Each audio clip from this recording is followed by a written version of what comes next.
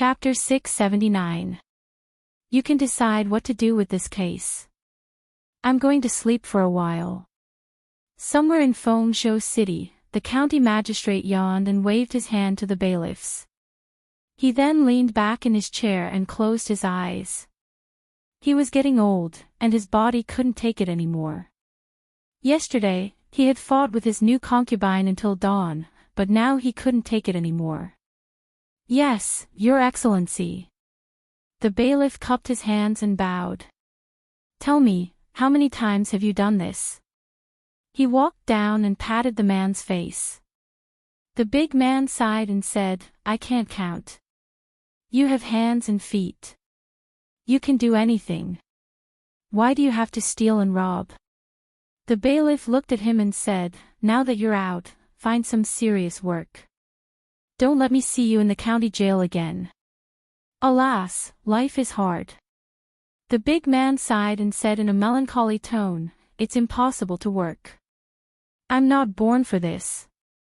If I don't steal and rob, I'll starve to death. The bailiff slapped his head and waved his hand, saying, Take him away. See if there's anything missing. Another bailiff pulled a bag of money from the big man's body and threw it to the middle-aged man. The middle-aged man opened the bag and looked inside. His face was gloomy. Finally, he gritted his teeth and said, There's nothing missing. He couldn't tell anyone about the jade pendant that he had planned to trade in the black market. Although it would cost him nearly 10,000 taels of silver, it was a crime that could get him beheaded for hiding an item belonging to the royal family. He couldn't let the government know about it. Fortunately, the big man had already thrown away the jade pendant. Although he was distressed about the money, he didn't feel so bad when he thought that it was from a guy who didn't know how to pawn it for 1,000 taels of silver. What a pity. He had originally planned to pay him more if he came to redeem it in the future. However, most of the things that were pawned in the pawn shop were equivalent to being sold. The possibility of redeeming them was very small. If he was lucky, he could make a net profit of 10,000 taels of silver. Although his heart ached, taking a step back, compared to his life, none of this seemed that important. The burly man was being escorted by two bailiffs.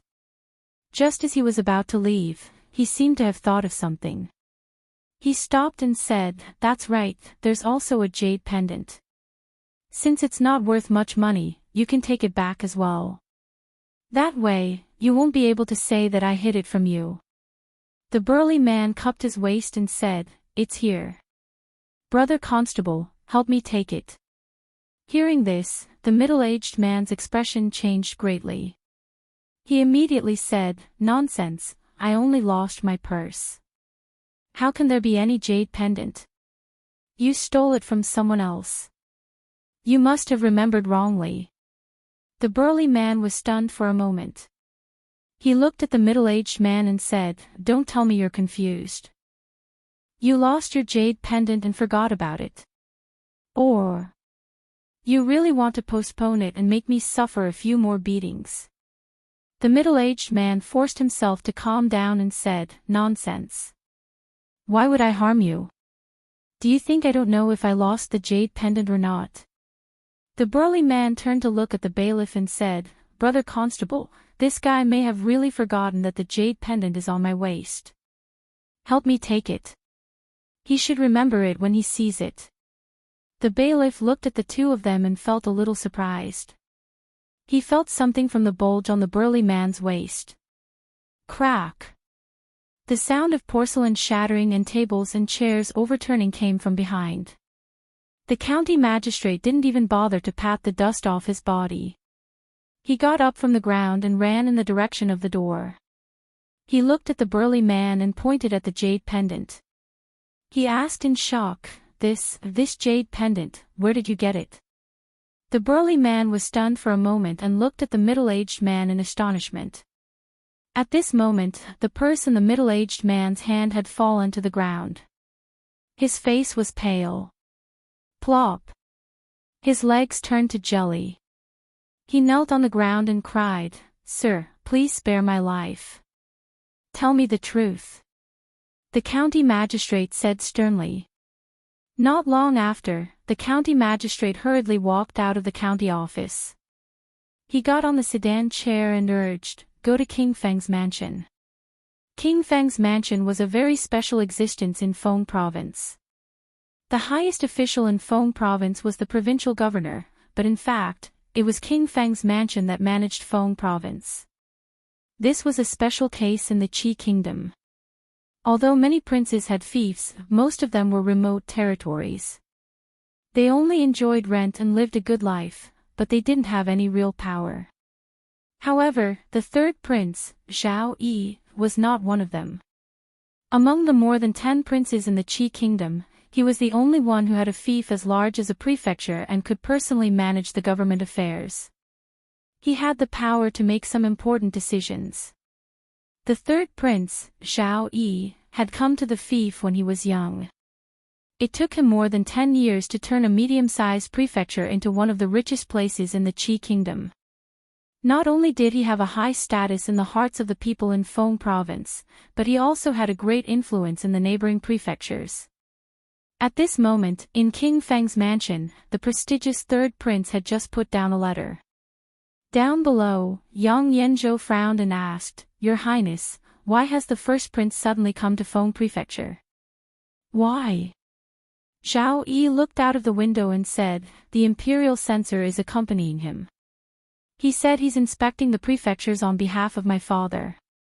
He'll arrive in Feng province in a few days." Yang Yanzhou thought about it and said, "The first prince won't leave the capital easily. He's not here with good intentions. Your Highness, you should be prepared. This brother of mine." Zhao Yi sighed. Her tone was rather helpless as she said, "Is there still no news from Chong province?" Yang Yanzhou nodded and said, "Not yet. However, according to the news from the Jing kingdom, it seems that they haven't found him either. There are rumors that he might have met with misfortune." Zhao Yi shook his head and said, "That won't happen. If such a person died because of this, then God must be blind. I believe that we'll meet again one day." Yang Yanzhou didn't say anything. Thinking of that name, some scenes emerged in his mind, and his expression became somewhat enlightened. After a long time, Lili was still as elegant as before. The two talked for a while, and then a servant outside the door reported, "The county magistrate of Feng City requests to see you." "Greetings, Your Highness." The county magistrate of Feng City hurriedly came in and bowed to Zhao Yi. "County Magistrate Wu, you don't have to be so courteous. Sit down." Zhao Yi raised his hand and said, "May I know why County Magistrate Wu suddenly came to visit?" County Magistrate Wu respectfully presented a jade pendant with both hands and said, "Your Highness, this jade pendant was accidentally obtained from several bandits today." Yang Yanzhou was surprised. He looked at Zhao Yi and said, "Your Highness, isn't this the one that His Majesty rewarded you? It's the Huilong pendant." Zhao Yi took the jade pendant from County Magistrate Wu's hands and smiled. "He's here. Coming, coming." Li Yi hurriedly walked into the kitchen. If he was a step late, he would have to make do with egg fried rice today. Mississippi Lu seemed to have made up her mind this time. She wouldn't stop until she made a dish that could be swallowed. She just felt pity for the ingredients that she had just thrown away as garbage. Some of them were really expensive. Thinking of the 5,000 taels of silver he had just received, he didn't feel so distressed. Out of the 10,000 taels of silver, he had to keep 1,000 taels of silver. When he left, he would redeem the jade pendant. If the old emperor remembered it one day, he couldn't use the excuse that the proud Lolita had lost it every time to fool him. Thinking of the jade pendant, he thought of the stingy pawnshop manager. The value of that jade pendant was certainly more than 1,000 taels of silver. But last time, he was in urgent need of money, so he was forced to cheat him. He had always cheated people, and those who cheated him would sooner or later suffer retribution. This was not the second time they met, and he had already lost something important. The next time they met, he would probably lose his head. Therefore, it was better to be upright. Chapter 680. In the county jail, Zhao Yi, the third prince of the Qi kingdom, looked at the pawnbroker and asked, half a month ago, he wore a bamboo hat and pawned this jade pendant for 1,000 taels of silver. Yes, he used a bamboo hat to cover his face, so I didn't see what he looked like, nor did I know who he was. The pawnbroker said in a trembling voice, everything I said is true. If there is any falsehood, may I be struck by lightning. Not long after, Zhao Yi came out of the cell, shook his head and said, this dragon pendant was given to me by my father. It is worth 10,000 taels of gold, but I pawned it for 1,000 taels of silver. Brotherly, you look down on me too much. Yang Yanzhou stood beside him, thought for a moment, and said, Your Highness, if that's the case, he should be in Fengzhou city now. Zhao Yi nodded and said, he must know the value of this jade pendant, but he pawned it for only 1,000 taels of silver. He must be extremely short of money. He can't go back to the Jing kingdom for the time being, so it's normal for him to hide in the Qi kingdom. He shouldn't have left at this time. Your Highness, who are you looking for? Do you want me to send someone? County Magistrate Wu hesitated for a moment and said. Zhao Yi waved his hand and said, no need, you don't need to ask about this matter. Remember to let the pawnbroker go later. County Magistrate Wu was stunned and said, Your Highness, it's a big crime to hide a royal item. Are you going to let him go like this? Zhao Yi smiled and said, it doesn't matter, just do as I said. County Magistrate Wu looked up at him and finally nodded and said, Your Highness, I understand. As they walked out of the county office, Yang Yanzhou turned around and asked, Your Highness, what if he doesn't redeem the jade pendant? Zhao Yi looked at the endless stream of people on the street and said, it's good that he went to redeem it, but it's expected that he didn't. Send more people to investigate in secret these days. Feng State City is not big, so if he is still in the city, we will find him sooner or later. Yang Yanzhou nodded, and the two of them walked down the stairs. At the same time, in a courtyard a few streets away, Li Yi scratched his head in confusion. Although he had never paid much attention to the gifts bestowed by the old emperor, he still had some impression of them. Until now, he still couldn't remember when the old emperor had given him that jade pendant. After a while, he still had no clue. He shook his head and stopped thinking about these things. He had to quickly write out the 13 poems and then go out to buy groceries. All the vegetables at home had been ruined by Mississippi Lu. He had to buy some new ones and send the poem to her to get the remaining 5,000 taels of silver. After this, he would never sell his poems for money again. Not only Su Shi, Li Bai, and Qin Guan, but also Lu Yong and Yan Jidao. Every time they wrote a sentence, Li Yi could feel the strong resentment from a different time and space. It's a disgrace, it's really a disgrace. It was not dark yet. Qian Duo stood at the entrance of the alley, waiting patiently. Only when night fell and his feet were about to go numb from standing, did a voice finally come from the alley. Money in one hand, goods in another. Did you bring the silver? Qian Duo was shocked and immediately said, yes. Something flew out of the darkness. Qian Duo reached out and caught it. He heard the voice say, here are 5 poems. You can check them first. Qian Duo walked to the side and opened it with the light of the lamp. There were a few words that he didn't know, but it should be the real thing. He walked back and handed a stack of banknotes in and said, this is the remaining 5,000 taels of silver. Brother, please count it. As soon as he finished speaking, he felt that his hand was empty. After a while, another roll of paper flew out. Money and goods are settled. Goodbye. Hearing the voice coming from the alley, Qian Duo hurriedly said, brother, please wait. The voice said, is there anything else? Qian Duo scratched his head and said, cash back, do you want a copper coin? Even a copper coin is money. Qian Duo smiled embarrassedly and said, "My father taught me since I was a child that every porridge and meal is hard-earned. I shouldn't spend money recklessly and should be thrifty. Even a copper coin is money. I deserve it. Why don't I want it?" This time, the voice was silent for a long time before it spoke again. "Sorry, there is no cash back this time. I used up my change when I bought vegetables just now." Buying vegetables. Qian Duo was stunned and looked ahead in surprise.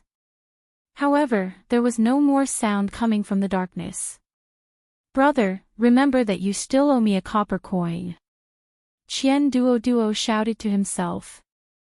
He carefully put away the poems and strode back. As Li Yi walked on the street, he thought that he should have spared him a celery or something.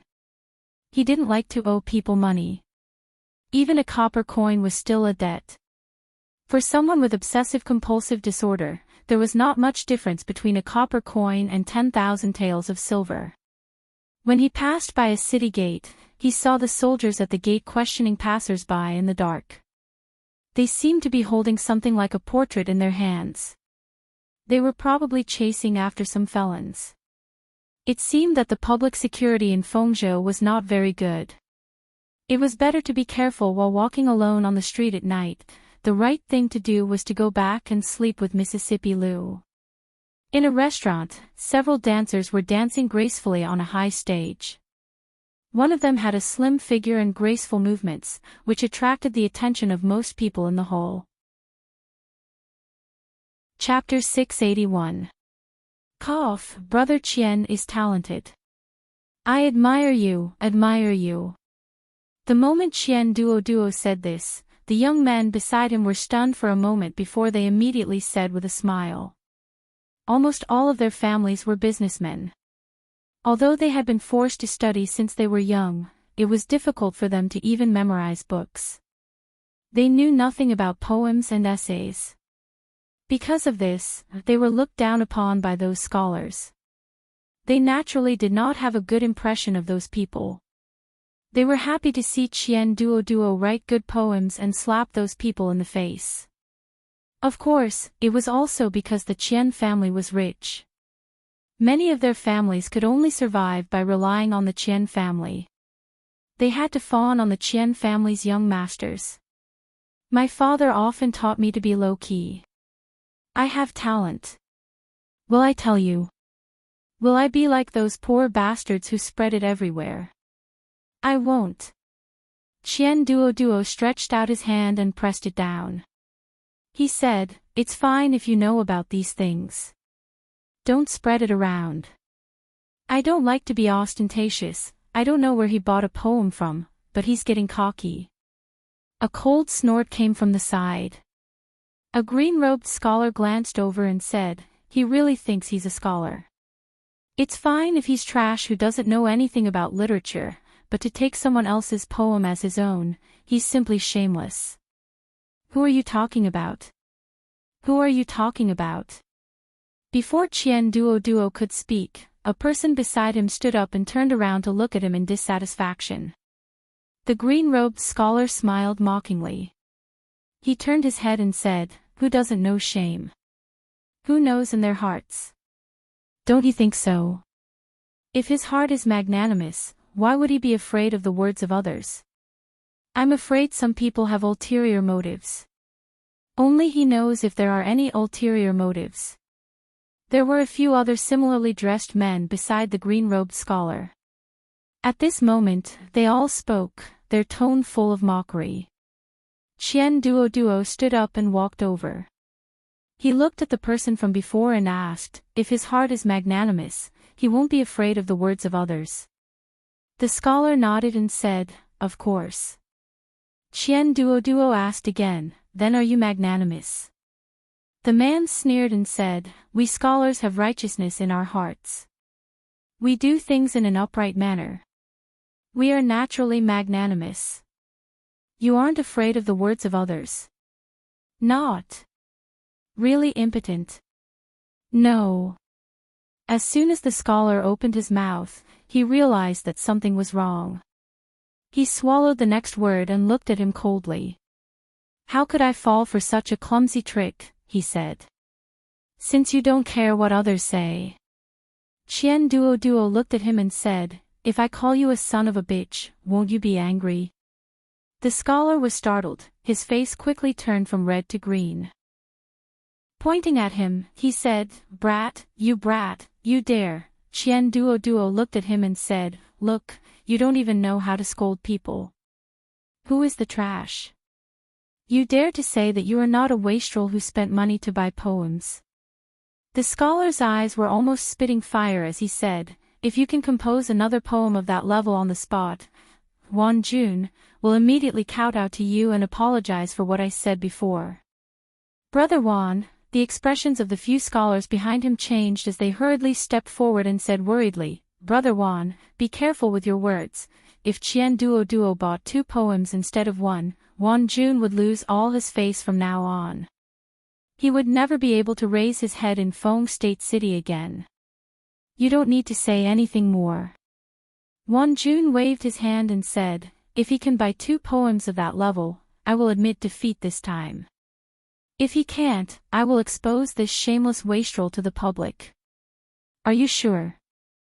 Qian Duo looked at him and said, if I can compose another poem, will you kowtow to me?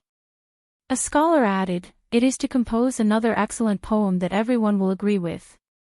If you make up a few lines, will Brother Wan still kowtow to you? The commotion here had already attracted the attention of the people in the hall. Even the woman on the stage temporarily stopped her performance and looked over with a surprised and doubtful expression. If that's the case, then let's bet. Qian Duo nodded as he looked at the stage and said, I remember the first time I met Miss Fei Fei.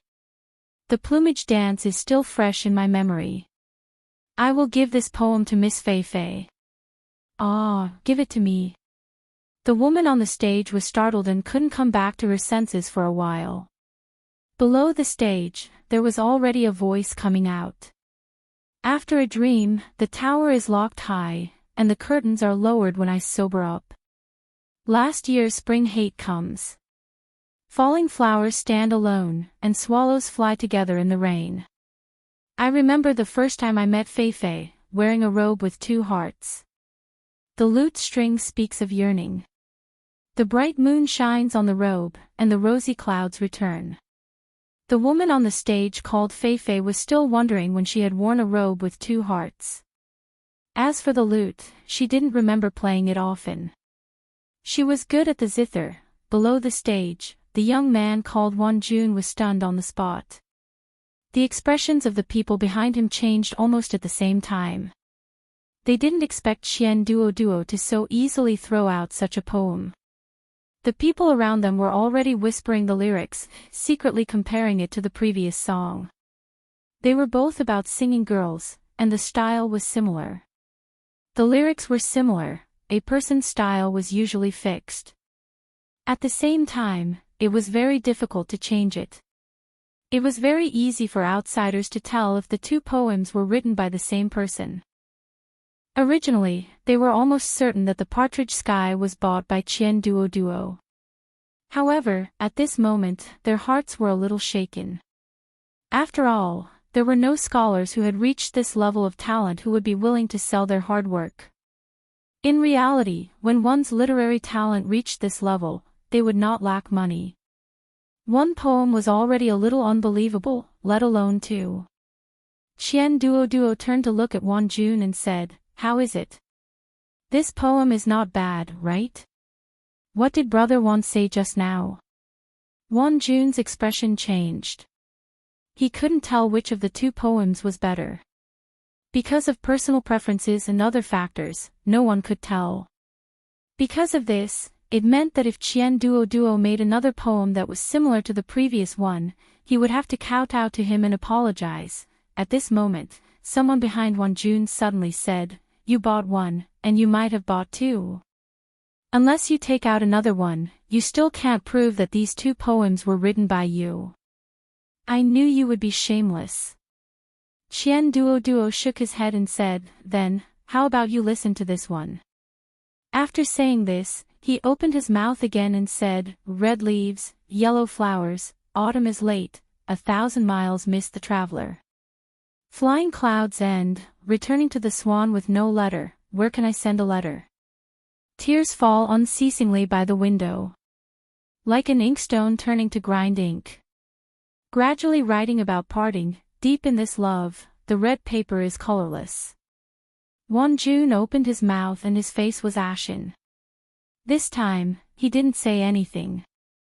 The scholars behind him also had faces full of disbelief. How long had it been?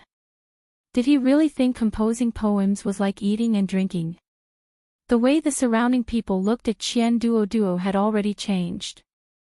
He might have bought 1 or 2 poems, but he couldn't possibly tie up a talented scholar to write poems for him, right? Anyone who was involved in poetry could easily see that these 3 poems were obviously written by the same person. Such a talented scholar should have been famous throughout Phong province. How could he work for someone else's disciple? Could it be that this young master Chien, who had always been known as an idiot, had been hiding it all along? Astonished expressions appeared on more and more people's faces. Li Yi was also astonished. Other than astonishment, he was also gratified. This was because when he came back, he found that Mississippi Lu had actually washed all the dishes. In the past 2 years, this was the first time he saw her do such a thing. After putting away the groceries and the money, he chatted with Mississippi Lu for a while before going to bed. Among the 13 poems just now, more than 8 of them were written by Yen Jidao. Before going to bed, Li Yi put his palms together and recited in his heart. "I'm forced to make a living. Brother Yen, don't blame me, don't blame me." Chapter 682. Won-jun's face was pale. He lowered his head and didn't say a word. The scholars behind him also lowered their heads and didn't say a word.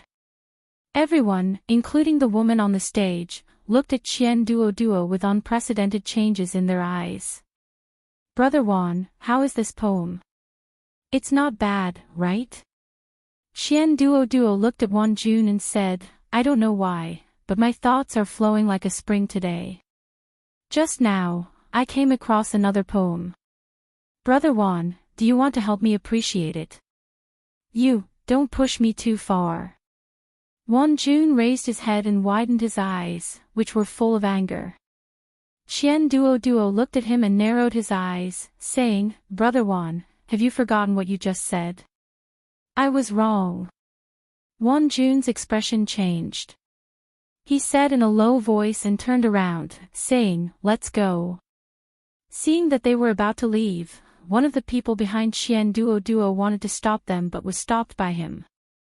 Chien Duo waved his hand and said, "Forget about kowtowing.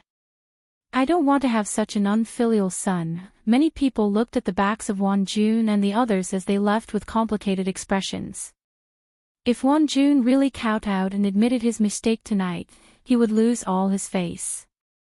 After tomorrow, he would definitely become the laughingstock of Phong State City. Although he temporarily saved his face by leaving like this, it was inevitable that he would end up going back on his word. If Chien Duo was just an idiot and the poem was really bought, it would be fine. But, he threw out 2 more poems just like that and shut everyone's mouth. With that kind of talent, how could he sell his poems to others for money? Unless he really kidnapped Zhao Xiuwen and forced him to write poems for him. Otherwise, he had always been low-key and never revealed anything. However, if it was the latter, what was the reason? One person looked at Chien Duo with eyes full of admiration and said, "Hey, Brother Chien, you just said that you have a new poem. Read it for us." "Read what?" Low-key, low-key." Chien Duo waved his hand and said, "We'll talk about it next time." Just now, he had desperately memorized 2 poems. When he read the first one, he almost read out the 2 words Xiaoping. If he hadn't remembered that there was an annotation below the sentence, where the word Xiaoping could be written with any woman's name, he would have almost made a fool of himself. He even marked out such details. That brother was really meticulous to the extreme. He could simply be called a businessman with a conscience. Let's go. Eating and drinking were not his goals. He had already done what he needed to do. Seeing those poor scholars suffer made him feel carefree. Qian Duo waved his hand and walked out of the door. Young Master Qian, please wait. Qian Duo turned his head in confusion and saw the woman named Feifei coming down. She smiled and said to him, I wonder if Feifei has the honor to invite Mr. Qian upstairs for a chat. Qian Duo was stunned and said, yes. Seeing the two of them walking up while talking and laughing, the people behind Qian Duo stood there in a daze. Brother Qian, you guys go back first. I want to talk about poetry with Miss Feifei. Qian Duo didn't look back. He waved his hand and said, it's good to know how to write poems. Seeing the two of them enter a certain room, someone sighed and said with a sigh. Before today, Qian Duo was still the same as them, relying on throwing money to attract the attention of these women. After today, he had completely left their ranks. Just like today, they could only sigh as they watched him and Miss Feifei's back. Very quickly, the woman on the stage changed to another person. However, she did not receive much attention from the crowd. It was unknown how many people were looking at the tightly shut door upstairs with complicated feelings. Li Yi pushed open the door and stretched comfortably. He let out a long breath of foul air and could not help but feel refreshed. The medicinal herbs must have really worked. These days, Mississippi Lu's body was recovering very quickly. Apart from being unable to use her vital qi, she was no different from a normal person in other aspects. At this rate, it would not be long before this trip to the Qi Kingdom came to a successful end. He had asked Lin Wanru before. The Lin family's caravan had no plans to go to the Jing Kingdom in the near future. Being in a foreign country, he could not find anyone he could trust to send a message. Thinking about it, the news that Rui and the others had received should only be the last time he and Mississippi Lu appeared in Shuzhou. The possibility of them finding this place was very small. He could not leave the injured Mississippi Lu here alone. There was no one he could use, so he could only put this matter aside for the time being. Li brothers, Miss wants to see you. Lin Yang's figure appeared at the door. Li Yi waved his hand and said, got it. I'll go right away. These days, he had been meeting with Miss Lin almost every day. After learning how to use the debit and credit method, she took out all the previous accounts and calculated them one by one. Sometimes, when she encountered a problem, she would ask him for help. When walking into Fonglin Garden, Li Yi's eyes inadvertently glanced around. A hint of surprise appeared on his face. He looked at Lin Yong and asked, what about the horse stepping on swallows? It was sold. Hearing this, Lin Yong said somewhat gloomily. Who sold it? Li Yi looked at him and asked. Of course it was Mississippi, Lin Yong sighed and said, although it was sold for a total of 13,000 taels, which is a profit of 5,000 taels, I just don't like that by guy. If it wasn't for him pestering us all day, Miss would definitely not have sold it. These days, business has not been as good as before, believe in your Mississippi. It's good to sell it. Li patted him on the shoulder and walked to a room in the backyard of the shop. That by guy really loved this Miss Lin. He fought to prevent losses for the Lin family. He was the most suitable spare tire. He knocked on the door and a gentle voice came from inside. Is it Li? Come in. Lin Wanru was sitting at the table and writing something seriously. Li Yi walked over and shook his head after glancing at it. That guy surnamed Xian was really addicted to showing off. In just a few days, he had written 13 poems. It was extremely ostentatious. Did he really want to be the poet sage of the Qi Kingdom? Seeing him shake his head, Lin Wanru put down the pen and said with a smile, it's not good. I'm sorry. Li Yi shook his head and said, it's a lot better than before. I still have to thank you for your guidance. Lin Wanru stood up and said. She was very clear that her calligraphy could make such great progress in such a short period of time. It was all because of his advice from time to time. The more she interacted with him, the more she found that this scholar who was picked up had many unexpected things. First was his amazing calligraphy. Second was his culinary skills. He seemed to know some martial arts too. Even some of the views on business that he revealed in a few words were also a great inspiration to her. This always made her suspicious. Could it be that every scholar in Jingguo was like this? Li Yi's gaze moved away from the poem she had copied and asked, "Is there something wrong with the accounts again?" Lin Wanru shook her head and said, "I actually invited you here because I have a presumptuous request." The concept of presumptuous request was too broad. Some things could be agreed to and some could not be agreed to. After all, Mississippi Liu was still here, so he still had to pay attention to some things. What is it? Li Yi looked at her and asked. He had to clarify whether he could agree to it or not. There's an important meeting tomorrow night. Several big trading companies in Feng State will be participating. Brother Lin is straightforward, so it's not suitable for him to participate. I don't know if you have time. I think, that's it. That's it. Li Yi nodded with some disappointment. If it's tomorrow night, I should have time. Chapter 683. The meeting that Lin Wanru mentioned was actually a gathering of some rich businessmen in Fengzhou City. It was said that it would be held every once in a while. After all, doing business was not the business of one or two families. Even top businessmen like the Qian family had to cooperate with others, let alone the Lin family, who could not avoid these necessary social interactions. As the guard of the Lin family, Lin Yong was also Lin Wanru's bodyguard most of the time. He would follow her on some important occasions. In the previous meeting, because a certain wealthy merchant said some inappropriate words to Lin Wanru, he was violently beaten up by the furious Lin Yong on the spot. Later on, the Lin family paid a price to settle the matter with great difficulty. Although there weren't any serious consequences, from then on, Lin Wanru didn't dare to bring him to similar occasions anymore. Lin Wanru had just briefly mentioned these things to him. Compared with Lin Yong, who was a hothead, he looked gentle and modest. He knew how to do business.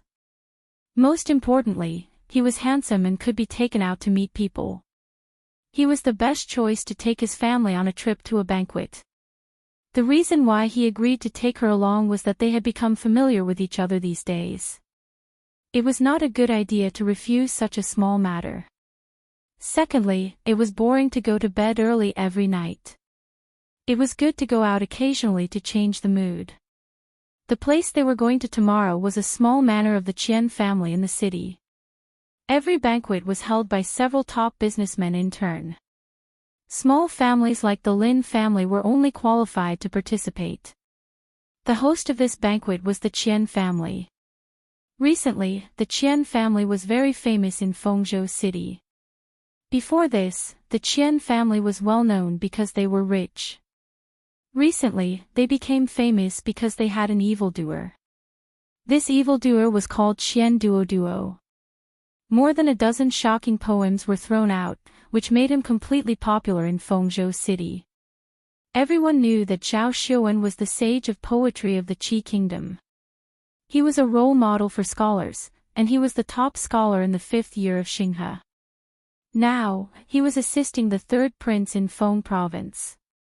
Everyone knew about his talent. However, in recent days, Qian Duoduo's name had almost overshadowed Zhao Xiuwen's reputation in Feng Prefecture City. After being ridiculed for more than 10 years, he had also been labeled as an idiot for more than 10 years. After enduring patiently for more than 10 years, he suddenly shocked everyone and completely subverted everyone's understanding of him. There were many people who had doubts about this, but there were also some people who believed that the Qian family had really produced a Qilin son this time. Xiuwen, what do you think? Yang Yanzhou asked Zhao Xuan after flipping through a book of poems. Great literary talent. Zhao Xuan also held a similar booklet in his hand. He nodded his head and said, 13 poems, each of which is an excellent work. Yang Yanzhou shook his head and asked, do you really believe that these poems were written by Qian Duo in 5 days? For a poem of this level, even I would have to spend a long time to craft it. It's not like you, and I don't know what the son of the god of wealth is like. Zhao Xuan put down the book of poems and said, there must be an expert behind him. But I still can't figure it out. From his poems, I can see that he must be a proud person. Why would he give away his painstaking efforts? Could it really be just for money? Yang Yanzhou asked doubtfully, the important thing is, when did such a talent appear in Feng province? Zhao Xuan smiled and said, I might have to go to the Qian family in a few days. Speaking of which, he is also in Feng province. Yang Yanzhou thought about it and said, could it be him? Zhao Xuan raised his eyebrows and asked, if it was him, it would not be difficult for him to write these poems. But why would he give them to a stranger? It's not a gift. Yang Yanzhou looked at him and said, when he first arrived in Feng province, he pawned the third prince's jade pendant. He must be in desperate need of money. With his style of doing things, it is not strange at all that he would do such a thing. Zhao Xuan frowned and asked, even if he was in need of money, he is a proud scholar. How could he, Xuan, you still don't know him very well. Yang Yanzhou smiled and said, years ago in Qing Prefecture, he wrote the Immortal on the Magpie Bridge, on the prayer lantern. It was picked up by someone and spread out. At the Mid-Autumn Poetry Meet, he used the Shuidiao to win 200 taels of silver. At King Ning's mansion, he used the phrase, writing new poems to express his worries, and made many scholars lose face. A dozen poems caused the reputation of the goddess of water to spread to the Qi kingdom.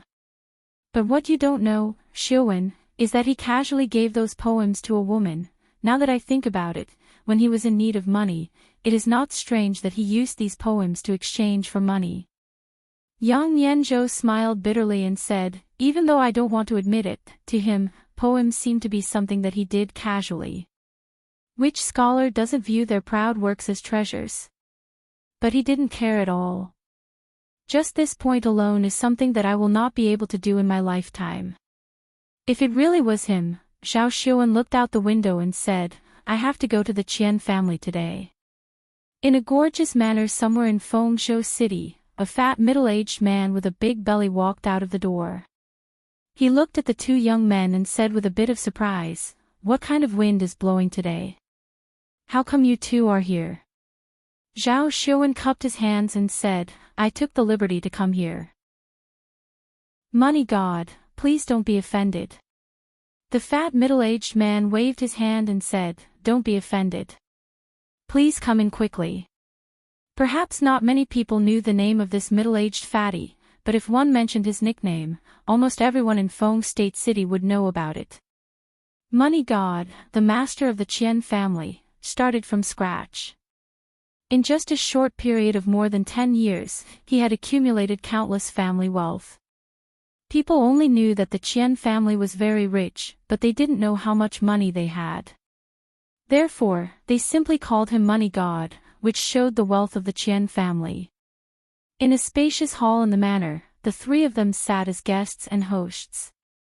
Money God took a sip of tea and looked at the two people and asked, did the third prince make any arrangements for you two to come here this time? Yang Yanzhou shook his head and said, the third prince did not make any arrangements. What are you doing here if he didn't make any arrangements? Money God was startled. He stood up and said, I am very busy here. In the time it takes to drink a cup of tea with you, a few hundred taels of silver are gone. Zhao Xuan stood up and said, Money God, if you have something to do, go do it. This time we are here to find your son. Money God's face showed vigilance and he asked, why are you looking for Duo? Did he get into trouble outside again? It's not that he got into trouble. Zhao Xiuwen looked at him and said, "There is something that I want young Master Qian to clarify." Money God's face became more vigilant and he said, "You two are good enough to be my Master Duo's teachers. What kind of thing can you need my Master Duo to clarify?" Zhao Xiuwen's face showed helplessness. He turned his head and looked at Yang Yanzhou and said, "Yanzhou, you tell him, there are 10,000 taels of silver here, enough to buy 13 songs. Next time, you can't be so impulsive. Release one song every 3 days." Well, that's it. In a room, a slightly fat young man pressed a stack of silver notes under his pillow and whispered, "I have to save money for a while. I can't let father know, young master, young master." A servant's voice came from outside the door. Qian Duo put down the quilt, walked over, opened the door, and asked, "What's the matter?" The servant immediately said, "Young master, the master wants you to go over." Qian Duo frowned and asked, "Isn't my father busy at night now? What does he want me to do?" The servant replied, "I don't know. There were 2 guests at home just now, so the master came over and asked me to call you over." Qian Duo waved his hand and said, "Lead the way." He was thinking about how to see his brother again. Under the guidance of the servant, he soon came to a hole. He raised his head and looked at the middle-aged man sitting in the chair and asked, "Father, why are you looking for me?" Qian Duo looked at him with a black face and asked, "Tell me, what have you done in the past few days?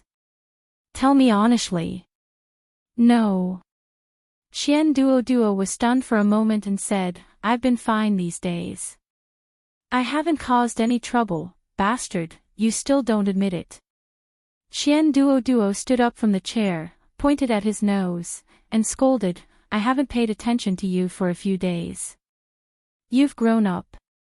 Instead of learning how to do business with me, you actually went to write poems. Why did you write such useless things? Don't tell me that you want to be the top scorer. Instead of doing proper things, you have to go to these crooked ways. Even if you become the top scorer, what can you do? You're still a good-for-nothing." On the side, Yang Yanzhou and Zhao Xiuwen looked at each other and took a deep breath at the same time. The 2 extremely self-restrained top scorers finally calmed down a little. Chapter 684. Dad, I know I was wrong. Qian Duo lowered his head and said sincerely. When it came to this kind of topic, he never argued with his father. Otherwise, it would cause even more serious consequences. You have to remember that you will inherit the Qian family in the future. Don't go down the wrong path. Qian Duo nodded with satisfaction. Then he turned his head and looked at Yang Yanzhou and Zhao Xiuwen. He said, "Okay, Tu Zhuang Yuan, if you have anything to say, you can ask now." When he called them Zhuang Yuan, Yang Yanzhou and Zhao Xiuwen didn't have any special feelings in their hearts. At this moment, when he mentioned it again, they felt an inexplicable irony. Suppressing this strange thought, Yang Yanzhou looked at Qian Duo and said, "I just want to ask young Master Qian, the 14 poems that have been circulating recently, were they written by you?" As his voice fell, Zhao Xiuwen also looked over. "What do you mean?" Qian Duo frowned and said, "My poems, of course, were written by me. This is not a business. Can I buy them from others?" Zhao Xiuwen glanced at him and said, "This is a matter of great importance. I hope young Master Qian can answer truthfully." Qian Duo curled his lips and said, "What do you mean truthfully?" "This was originally written by me." Zhao Xiuwen cupped his hands and said, "Since young Master Qian can write such excellent works, you must have a lot of works in your daily life. Brother Yang and I are also people who love poetry. Young Master Qian, why don't you take it out and let us appreciate your literary talent?" "Damn, I was careless." Qian Duo cursed in his heart. At that time, he should have spent another 10,000 taels of silver to buy 100 poems that were worth 100 taels of silver. If he was unhappy, he could have spent 1, and if he was happy, he could have spent too. Then he wouldn't have encountered this embarrassing situation. Ahem. He covered his mouth and coughed dryly. He said, writing poetry relies on inspiration. To be honest, I haven't written before. Suddenly, one day, when I woke up, there was a strange feeling in my mind. I felt like my thoughts were flowing and my writing was spirited. Qian Duo sighed and said, this feeling will appear every few days. I don't know when it will appear again. Zhao Xiuan and Yang Yanzhou were stunned for a moment. Although some masterpieces relied on a momentary flash of inspiration, the prerequisite was that one had to accumulate enough experience to support such momentary inspiration. He was originally an idiot, and suddenly wrote so many terrifying poems. That flash of inspiration had to be flashing from morning to night. Zhao Xiuan looked back at Fortune God of Money and asked, Fortune God of Money, Money God of Fortune waved his hand and said, whether you believe it or not, I believe it. Yang Yanzhou suddenly turned his head to look at him and said, this matter is related to an important matter for His Highness. We must know who wrote this poem. Really?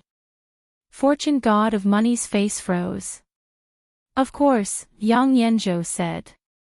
Money God of Fortune nodded, turned to Qian Duo, and asked, tell me, who bought those poems from? Seeing the God of Fortune's serious face, Qian Duo showed a hint of hesitation on his face. How much did it cost? Qian Duo looked up again and said helplessly, 10,000 taels. 10,000 taels and you bought a few lousy poems. Money God of Money's eyes widened. You prodigal son of AB*TCH, Money God of Money, many of those poems are enough to be passed down through the ages. They are worth far more than 10,000 taels. Zhao Xiuan finally couldn't help but speak. Money God of Money waved his hand and said, I don't care if it's passed down or not. Throwing out 10,000 taels of silver without making a sound is not the style of my Qian family. Then he looked at Qian Duo and said angrily, tell me honestly, who sold these poems to you? Qian Duo sighed and said helplessly, I don't know, you said you didn't even see the person's face, let alone know who he is. You just gave him 10,000 taels of silver. Aren't you afraid that he will cheat you? Money God of Money rubbed his eyebrows and asked again. Qian Duo said, but it turns out that the brother did not cheat me. B****, you're still in the right. Money God of Money was so angry that the fat on his face trembled a few times. At this time, an old servant walked in from outside the door and said, Master, the Zhou family and the Huang family are here. I'll deal with you when I'm done tonight. The Zhou family and the Huang family both had major cooperation with the Qian family. Their families' financial resources were similar to the Qian families, so they could not be neglected. Money God of Money glared at Qian Duo and said to Yang Yanzhou and Zhao Xiuan, I have important guests to entertain now. You guys sit here for a while. Zhao Xiuan nodded and said, Money God of Money, go ahead. We still have some details to ask young Master Qian. Seeing Money God of Money leave, Qian Duo obviously relaxed. He sat on the chair next to him, shrugged at the two of them and said, I just told you everything I know. There's nothing more. I don't know how to contact him. It's useless to ask me. A trace of doubt appeared on Zhao Xiuan's face. He asked, you just said that the person who sold you the poems was called Li Han.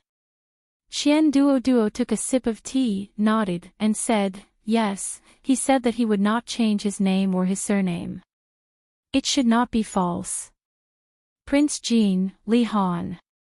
Yang Yanzhou nodded and said, it should not be false. A trace of joy appeared on Zhao Xiuan's face.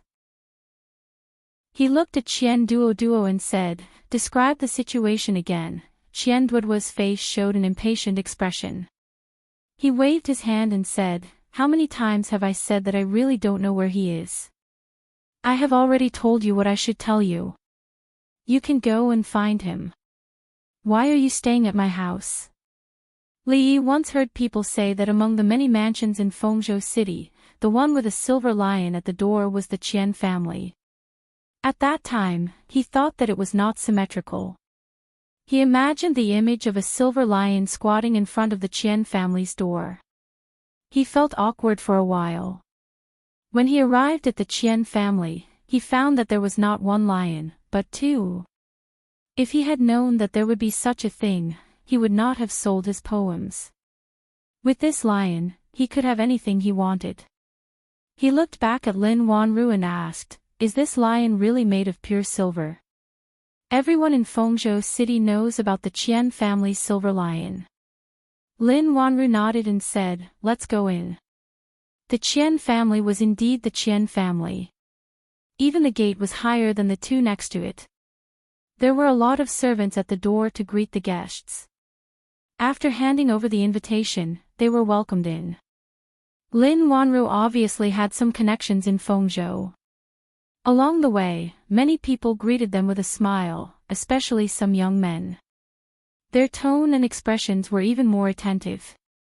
There were quite a number of young people here today, and they were not like what Li Yi had imagined, a group of middle-aged, balding successful people. Of course, there were also some people who came with their elders. In this kind of occasion, it was beneficial to accumulate more connections. "Wanru, over here." A voice came from not far away. Li Yi turned his head and saw a young master by walking over with a smile on his face. However, the smile on his face quickly disappeared. He looked at Li Yi and turned to look at Lin Wanru. He asked suspiciously, "Why is he here?" "Brother Bai." Lin Wanru nodded at him and said, "I invited Li to come with me." "Excuse me." She bowed slightly and turned back to smile at Li Yi. She said, "Let's go over there." The young man with the surname Bai stood in the same place and looked back. When he saw the two disappearing figures, his expression began to change. "Brother Bai, who was the person beside Miss Wanru just now? I don't think I've seen him before." A young man walked over from the side with a puzzled expression. Bai Yu smiled and said, "I don't know. I'm not familiar with him. He should be someone from the Lin family." The man smiled and patted his shoulder. "It's been so long, but you still haven't won Miss Lin's heart. Brother Bai, you have to work hard." Bai Yu smiled and didn't say anything. However, when the man turned around and left, a trace of darkness quickly appeared on his face. Chapter 685. Sitting in a remote corner, Li Yi could feel young Master Bai's resentment towards him from a distance of 30 feet away. After thinking about it carefully, he seemed to understand something. Before, he had thought that although he was a hero, it was necessary for him to attend banquets, but with Lin Wanru's temperament, how could she ask for a man? However, if she was just looking for a shield, everything would make sense. Li Yi looked at her, but Lin Wanru didn't look at him. She quickly looked away. She took out a small booklet from her sleeve and said, "There is one thing I don't quite understand about the bookkeeping method." It was obvious that she was changing the topic. She was so smart, so how could she not understand the simple bookkeeping method after such a long time? She saw through it, but she didn't point it out. Otherwise, both of them would be embarrassed. Li nodded and said, "What do you not understand?" "Let me see." Not far away, beside a table, the young man with the surname Bai looked somewhere and clenched his fists tightly. He took a deep breath to calm himself down. Seeing two people coming over, he smiled and stood up to greet them. "Shopkeeper Ma, Shopkeeper Su, long time no see. Hey, isn't this young Master Bai? Long time no see, long time no see." "Well, you go ahead. I will sit here for a while and eat something." Li Yi waved his hand, and Lin Wanru, who was absent-minded, came back to herself. She nodded and said, "Then I will go first." Watching her leave, Li Yi took a piece of fresh fruit and vegetables from the table. The Qian family prepared enough drinks and snacks, and they tasted good. Except for Lin Wanru, he didn't know anyone else here. Tonight, the people in the manor were all in small groups. Those who had business dealings with each other naturally gathered together. There were several places where there were many people, and they surrounded one or two people in the innermost area with smiles on their faces. Those people should be the famous businessmen in Fengzhou City. Feeling bored, Zhang Xian casually swept his gaze across the area and saw a familiar fatty walking out from a door. There were two other people beside the fat man. They were both handsome and elegant young men. Li Yi was about to put a piece of preserved fruit into his mouth when his wrist stopped in midair. "Why are they here?" he murmured with a surprised expression. He was surprised to see Zhao Xiuwen there. After all, although he was also in Fengzhou, it was unlikely that he would appear on such an occasion. But the person beside him seemed to be the former top scholar of Qinghen, Yang Yanzhou. He and Yang Yanzhou had met twice before. Although they weren't familiar with each other, he shouldn't have mistaken him for someone else. Reaching out to touch his face, he felt at ease. Anything could happen in Jianghu. It was very important to open a SMUF account. Otherwise, he would be recognized today. As the two of them walked out, the surroundings immediately became restless. "Is that young Master Zhao and young Master Yang? Why are they here?" Young Master Zhao and young Master Yang are His Highness's right-hand men. Fortune god Qian and them seem to be very familiar. Why do you think the Qian family has been so successful in Fengzhou for so many years? If they didn't have the third prince's support, hearing the quiet discussions of the crowd, Li Yi's expression froze. He then lowered his head and rubbed the space between his brows. There was too much information. He needed to process it all. Yang Yanzhou, Zhao Xiuwen, fortune god Qian, they were all the third prince's men of the Qi kingdom. Fengzhou was the territory of the third prince, Zhao Yi. His manor was in Fengzhou City. Did this mean that he had been in front of the third prince of the Qi kingdom all this time? Back when he was still in the capital, the third prince had specially paid him a visit. He gave him a jade pendant and said something sincere. He probably meant that if he couldn't survive in the Jing kingdom, he could go to the Qi kingdom and rely on him. The two of them would hold hands and do something spectacular, but for now, Li Yi didn't have such a plan. If he had directly revealed his identity, his current situation would naturally be much better. But he was afraid that in the future, he would be under the control of others in everything he did. The day when he could return to the Jing kingdom was even more distant. If he had known that he would meet them here, he wouldn't have come out. The current situation was still passable. Based on Mississippi Lu's recovery speed, they would probably be able to set off for home in another 2 or 3 months. Before that, they couldn't afford to make any mistakes.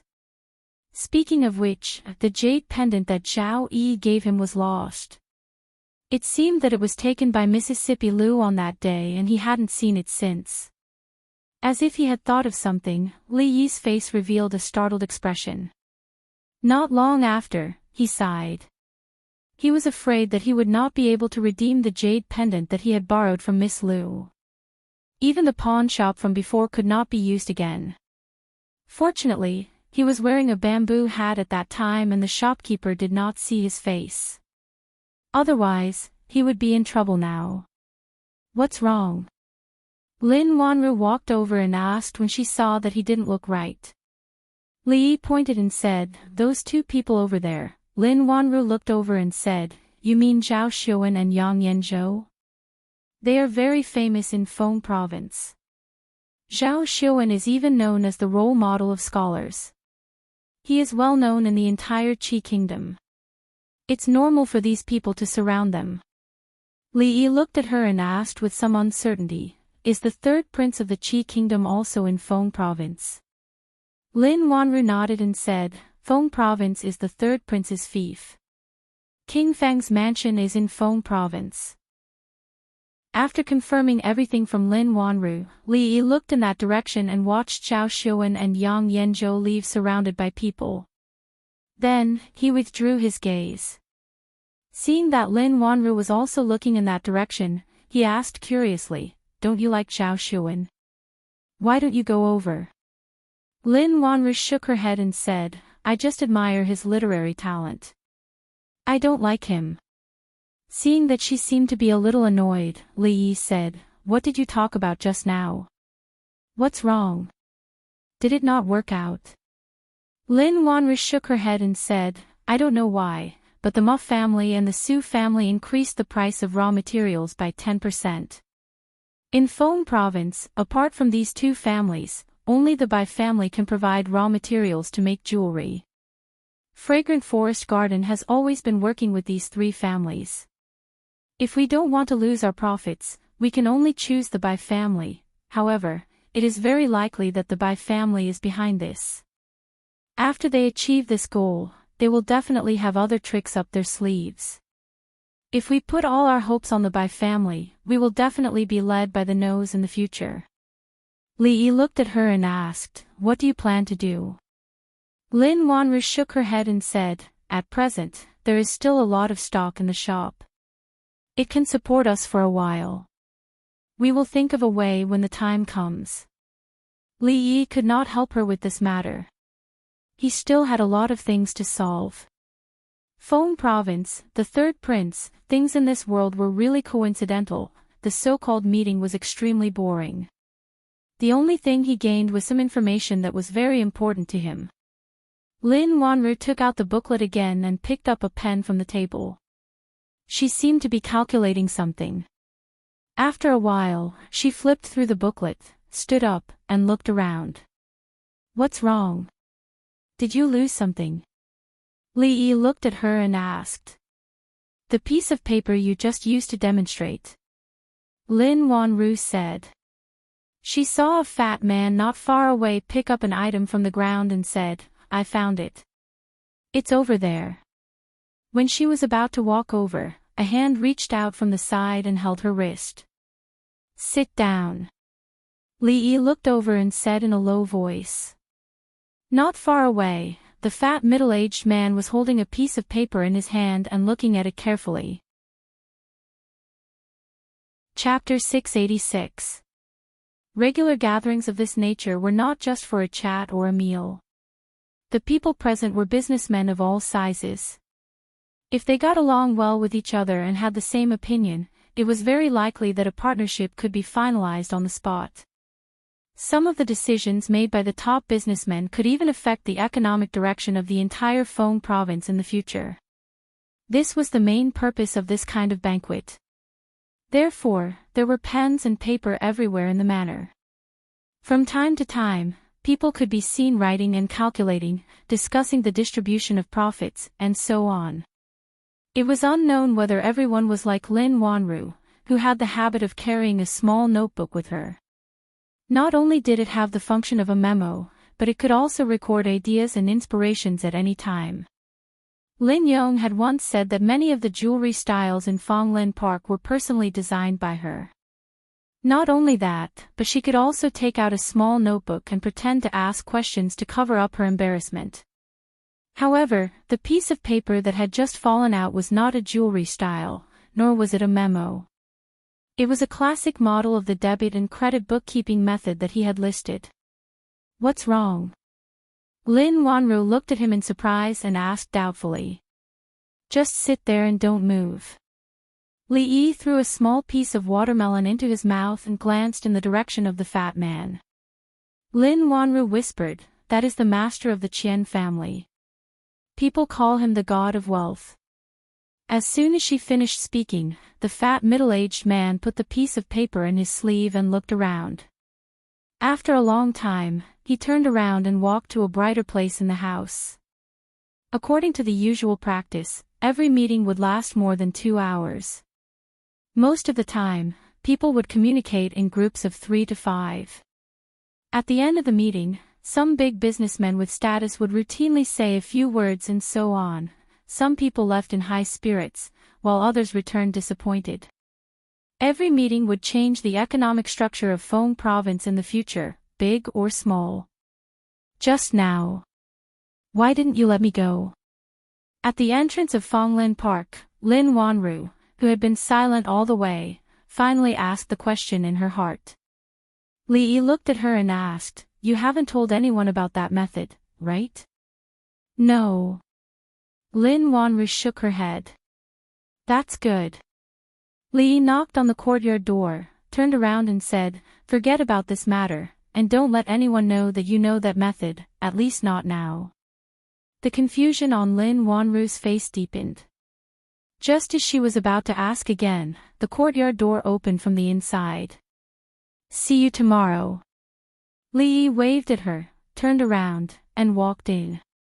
Lin Wanru stood rooted to the ground for a long time before she shook her head and decided not to think about this matter for the time being. She turned around and said to the Lin family guards, "Let's go back as well." "Why did you come back so late?" Mississippi Lu covered her mouth, and her voice was full of tiredness. "That fatty took too long." Li Yi handed her a bag of things and said, "That store's preserved fruit is quite delicious. Try it." "It's too late. We'll talk about it tomorrow." Mississippi Lu took the paper bag, opened it, put a piece of dried fruit in her mouth, and turned to walk into the house. Li Yi looked down and found that her ankles were bare. He shook his head and said, "The ground is dirty. Next time you come out, remember to wear shoes." He walked into the house.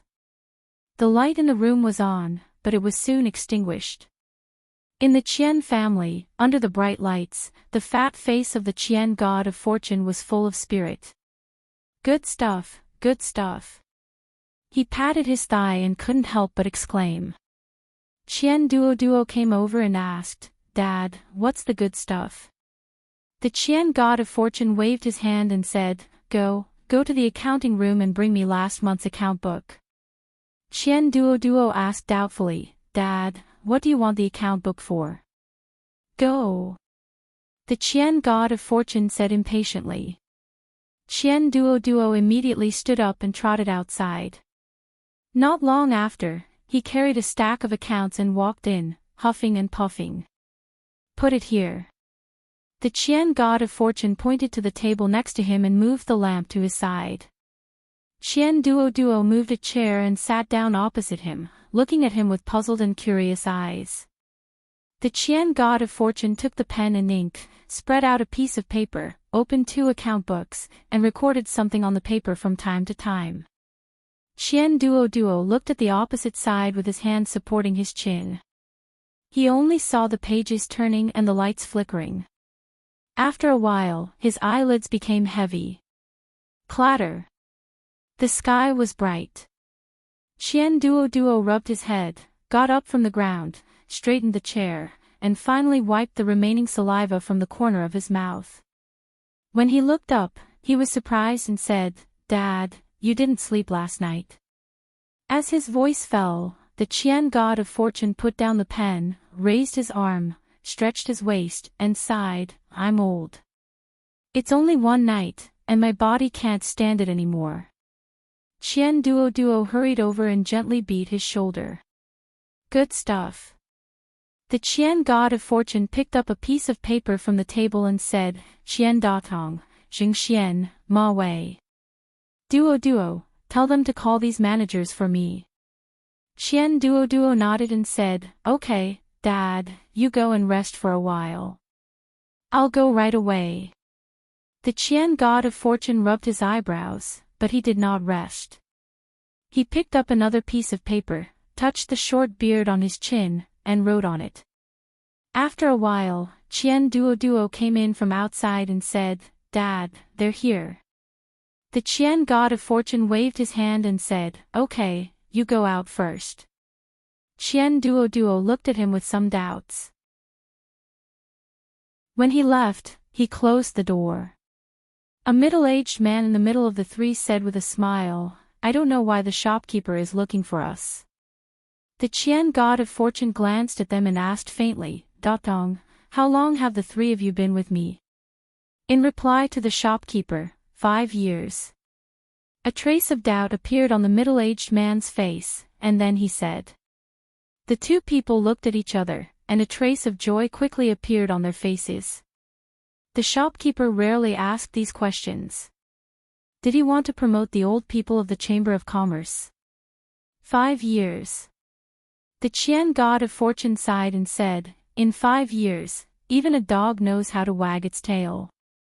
How can I raise you 3 ungrateful wolves? When he said this, he stood up from the chair, and the momentum of his whole body suddenly changed.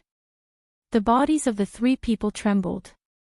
When they looked up, they seemed to see a mountain pressing down from the front. In the early morning, Li Yi opened the door.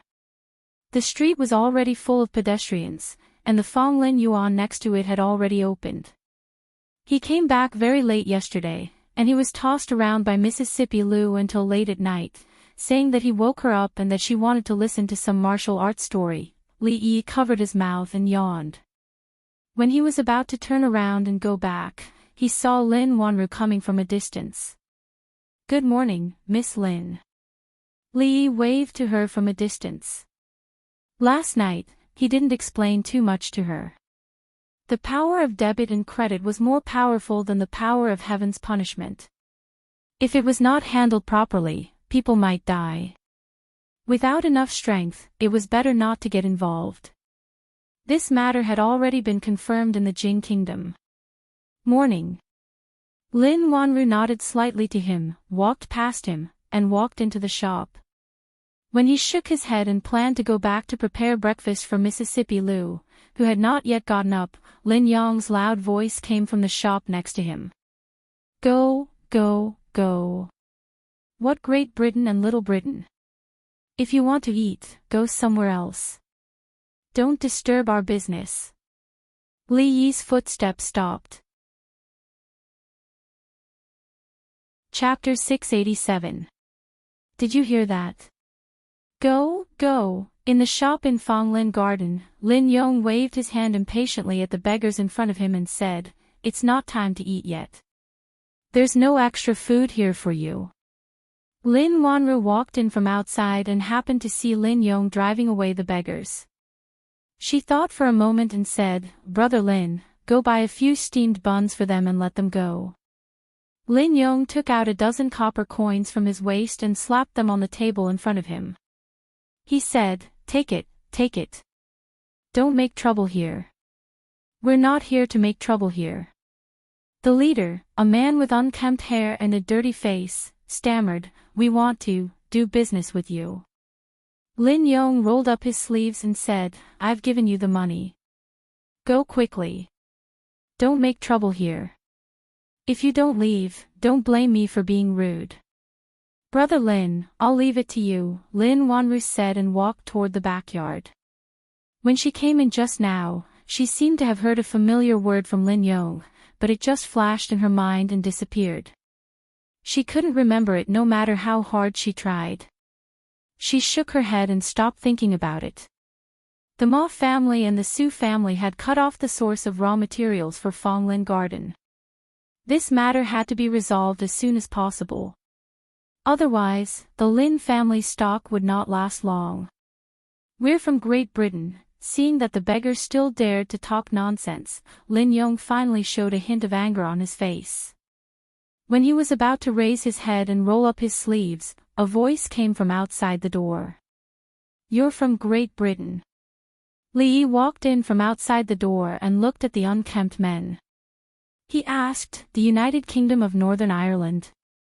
How did you? The man in the lead looked shocked and almost blurted out. He suddenly changed his words halfway and said, How do you know our country? Li Yi asked with a smile, How is Queen Elizabeth? The men trembled slightly, and the way they looked at him immediately changed.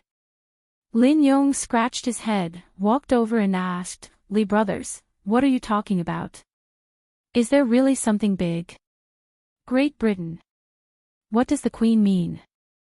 Can a woman be a king? How come I've never heard of it? You'll know if you read more books. Li Yi nodded. In their country, a woman can be the emperor. There's such a thing in the world.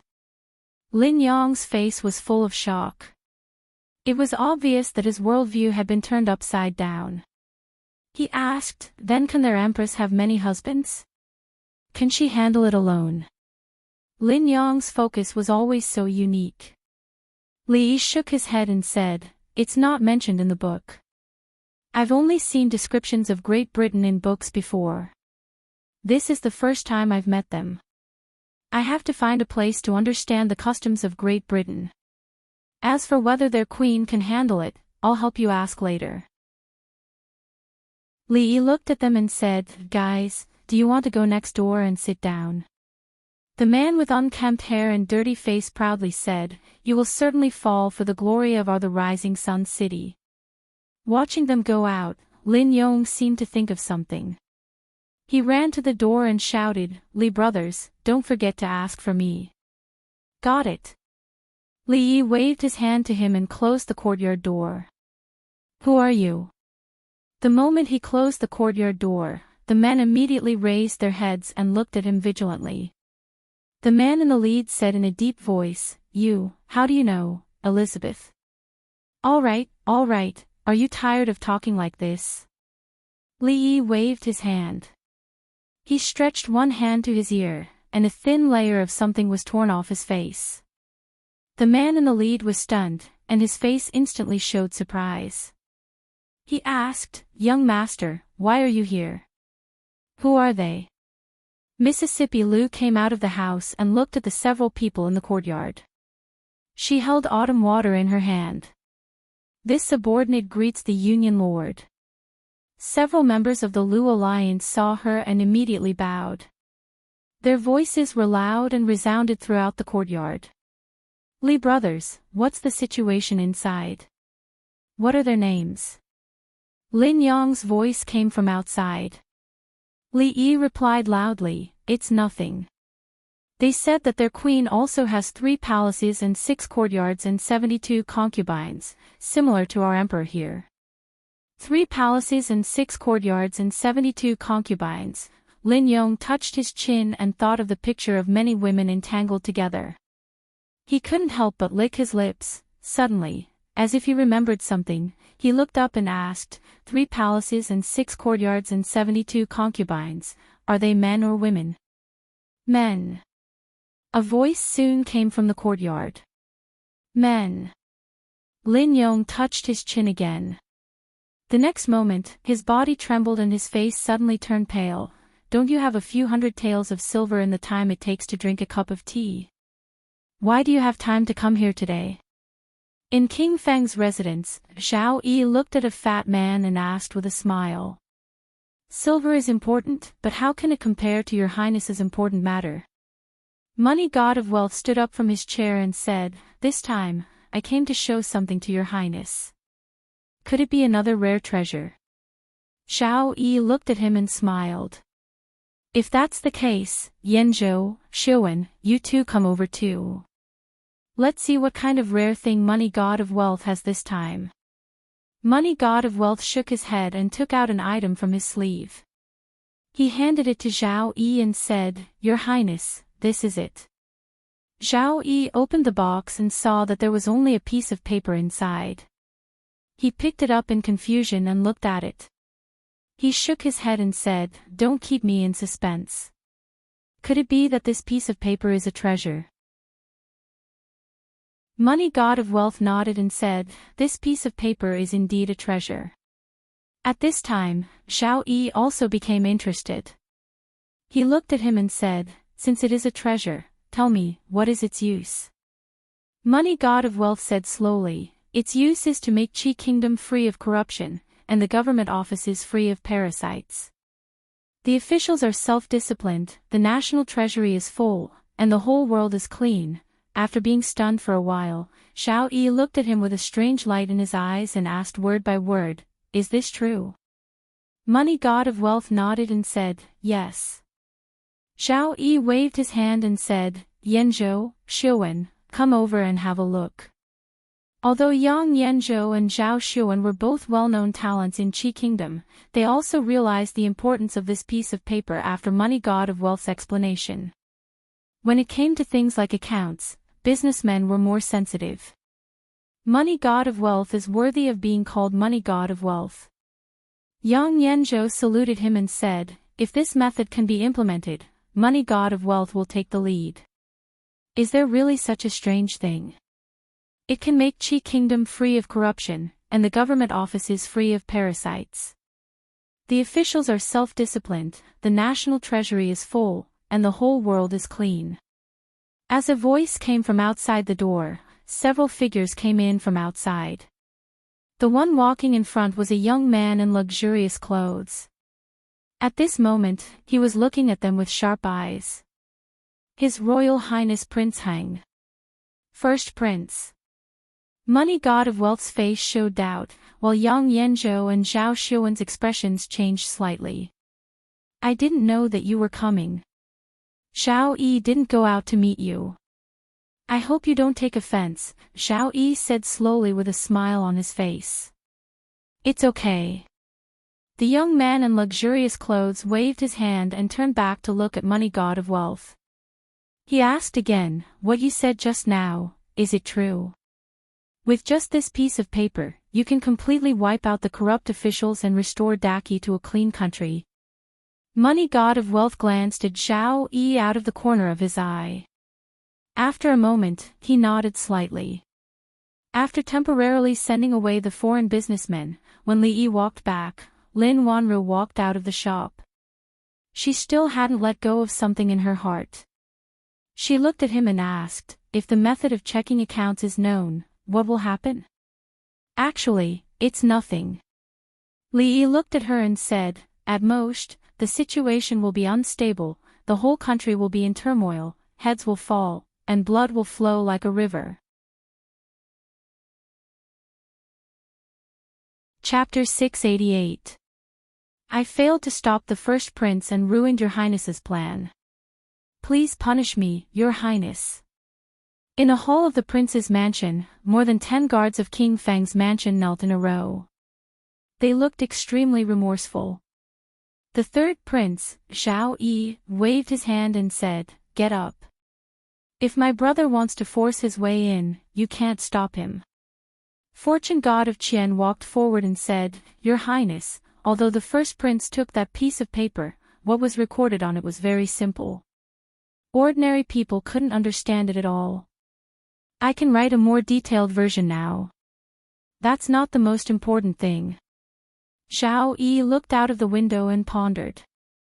After a while, he said, even if this method is effective in punishing corrupt officials, we can't be too hasty. We have to do it step by step and plan slowly.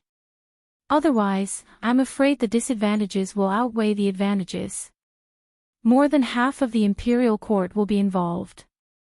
At that time, the situation will be out of control. Fortune god of Qian looked puzzled. Yang Yanzhou and Zhao Xiuwen nodded slightly. Corrupt officials had existed since ancient times, and there was no end to them. There was no end to them. Even though the Qi kingdom was powerful, there were many corrupt officials regardless of whether it was the central government or the officials of the various regions. If they were to carry out a drastic reform, it would definitely implicate countless people. It was unknown how many people would lose their lives. This would cause the people to panic and the political situation to become unstable. This was not their goal. This method could only be used gently. If it was done too hastily, there would be extremely serious consequences. But the first prince has always been eager for quick success and benefits. This time, he won't let it go easily. Those censors are also stubborn.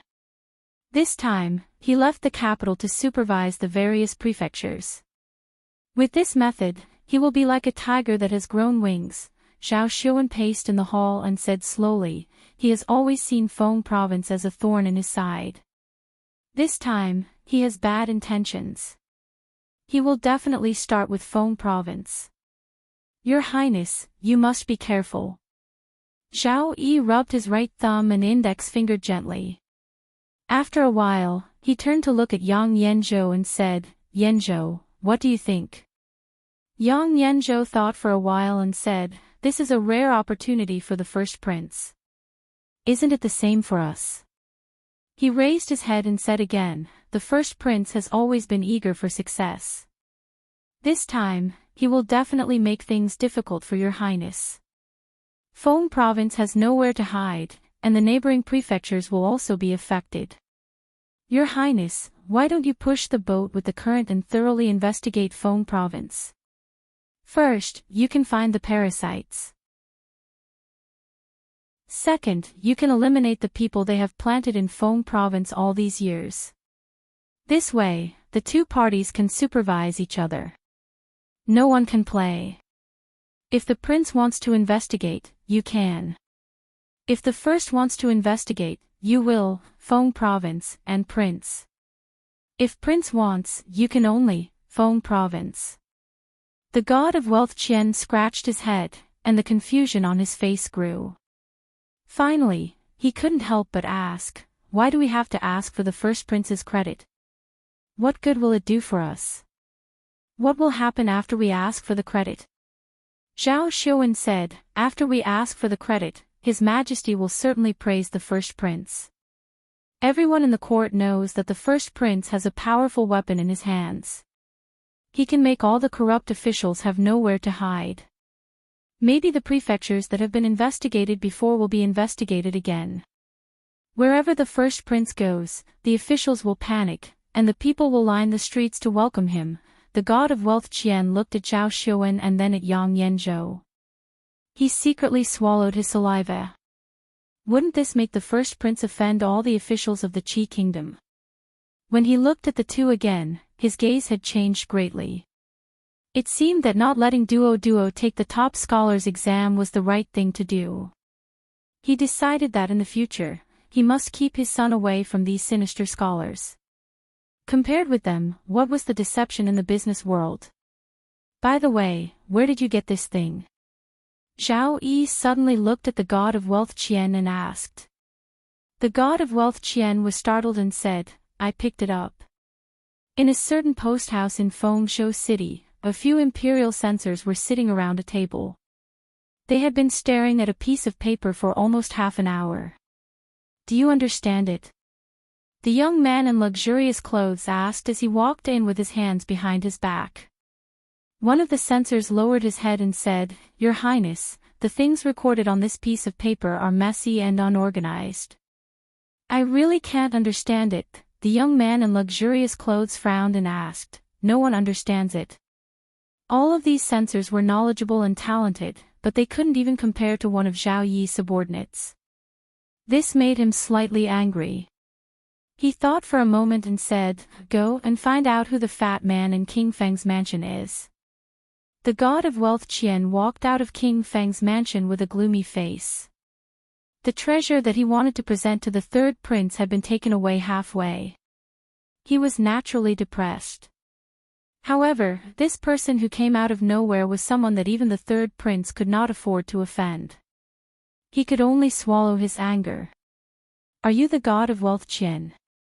When he was about to reach the gate of the Qian mansion, two people suddenly flashed out from the side. The god of wealth Qian was startled. Seeing the cold faces of the two people, he looked at them in confusion and said, Who are you? Why are you looking for my brother? The two people were stunned and asked, The god of wealth Qian is your brother? Yes. The god of wealth Qian nodded and asked, Why are you looking for my brother? I'll go in and help you call him out. After that, he walked toward the gate of the mansion. He had just taken 2 steps when another figure walked out from the side. He could clearly see that this person was the one who had been following the first prince. The person looked at him and said lightly, The first prince wants to see you. Come with me. The god of wealth Qian's expression changed and said, Why is the first prince looking for me? The person waved his hand. You'll know when you get there. Are you the god of wealth Qian? The well-dressed young man looked at the fat man in front of him and asked with a smile. The god of wealth Qian immediately bowed and said, I don't deserve to be called the god of wealth Qian Duo. Greetings, your highness. I wonder why you summoned me here. The first prince picked up the piece of paper and said, "Did you really create such a wonderful method?" The god of wealth Qian looked up and said, "It's just some petty cleverness. It's not elegant. Your Highness, you flatter me. You don't have to be modest. It's not petty cleverness." The first prince smiled and said, "I was worried about how to clean up the country's vermin. This method is of great use to our Qi kingdom. You should take the lead. When I return to the capital, I will ask for your merit in front of the emperor." The god of wealth Qian was stunned, and then his face turned pale. He immediately said, "Your Highness, please don't. It's my honor to be able to solve your Highness's worries. I can't take credit for it. Otherwise, I'm afraid that I won't be able to sleep at night because of fear. If all the corrupt officials knew that this thing was made by him, they would indeed not be able to sleep peacefully in the future." The god of wealth Qian said sincerely, "All this is the credit of your Highness. I'm very satisfied to be able to do something for your Highness in silence behind your back."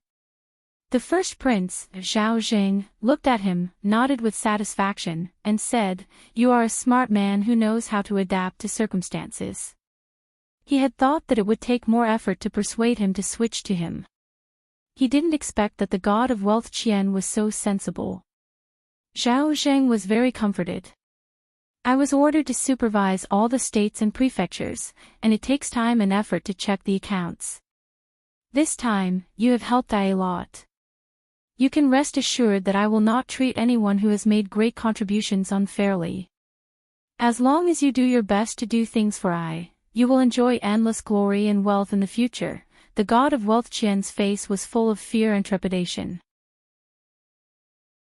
He bowed and said, "Thank you, your Highness."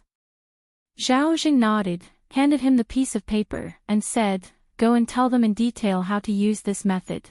"Yes, sir."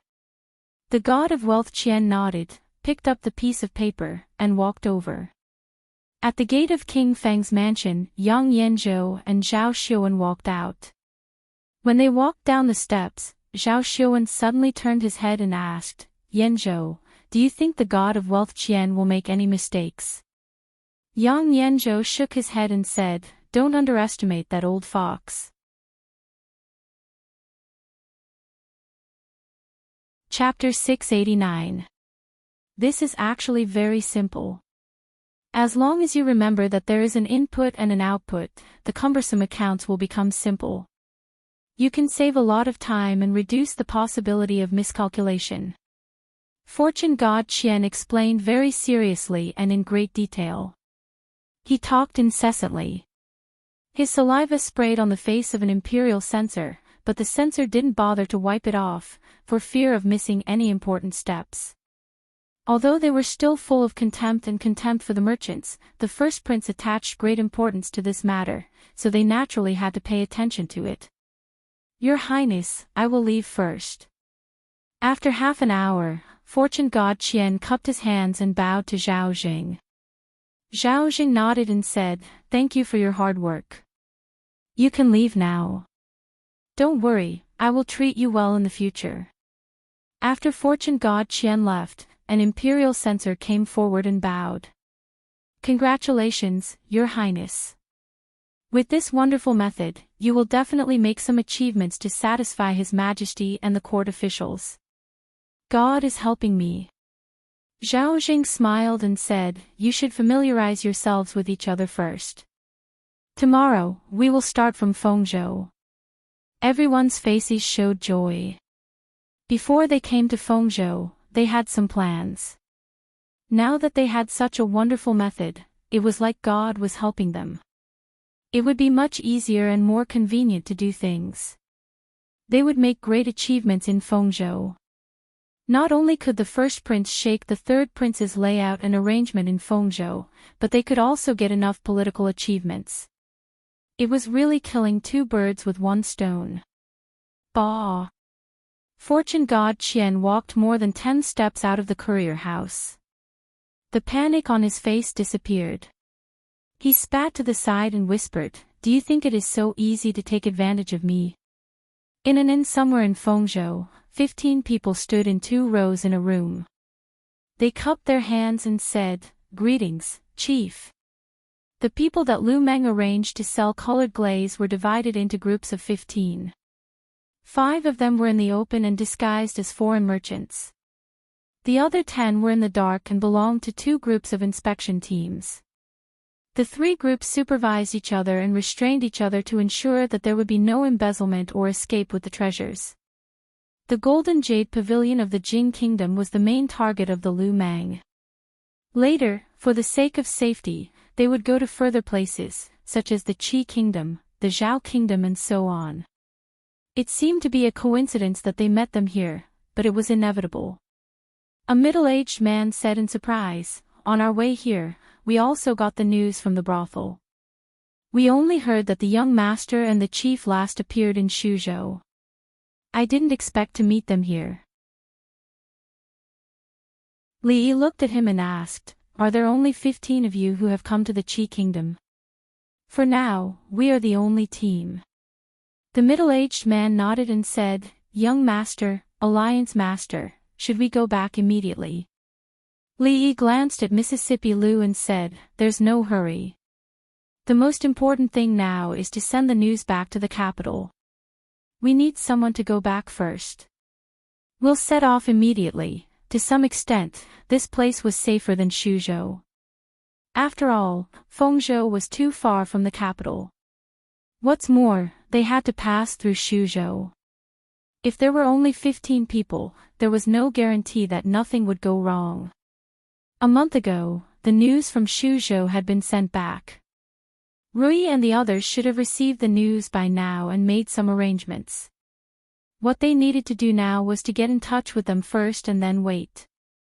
At most, in a month, Mississippi Lu's body would be much better, and there would be no more worries in Shuzhou. I'll write a letter first and ask someone to send it all the way back. Get in touch with the brothel in Shuzhou and pay attention to the news from Shuzhou. Don't forget the important thing. After you go out of this door, you are foreign merchants," Li Yi gave a few instructions. After a while, a man came out of the inn with a horse. After leaving the city, he immediately jumped on the horse and galloped in a certain direction. In the capital of the Jing Kingdom. The little maid was sitting in the yard. When she saw a figure coming out of the house, she hurriedly stood up and ran over to say, "Miss, be careful. I'll help you." Rui shook her head and said, "It hasn't been long. Miss is not so delicate." The little maid shook her head and said, "The old granny said that you have to take care of yourself now. What do you want to eat today? I'll make it." Rui touched her head and said, "You've been busy these days. Take a rest. Just tell the kitchen to do these things." "No." The little maid shook her head like a rattle drum and said, "Miss, the baby will grow better if you eat better." She leaned her head over and listened carefully. She asked, "When can I see the baby?" Rui thought for a moment and said, "Probably, in the winter of this year." "In the winter, the son-in-law should be able to come back," the little maid murmured as she looked up at the sky outside the courtyard walls. At a certain moment, the door to the courtyard was suddenly pushed open. Old Fong ran in with a happy expression. He panted heavily and said, "Young miss, there's news about the son-in-law and the second young miss." Fong bent over and panted as he said, "The brothel." The news came from the brothel. "The son-in-law and the second miss are in Shuzhou, Shuzhou." The little maid clenched her fists and murmured. A smile appeared on Rui's face. She said, "Send someone to the Li family first and tell the old granny this news. Send someone to the crown prince's residence as well. And a few of the general's residences." And she lowered her head and said softly, "Willow Lane. Go personally." The entire Li family was thoroughly stirred up because of a certain piece of news. Fast horses galloped out of the mansion, turning into wisps of smoke and dust as they scattered in all directions. In the Li manor, the old granny knelt in the temple with tears in her old eyes. In the Shui manor, several old generals drank to their heart's content and started fighting as they drank. What did you just say? Say it again.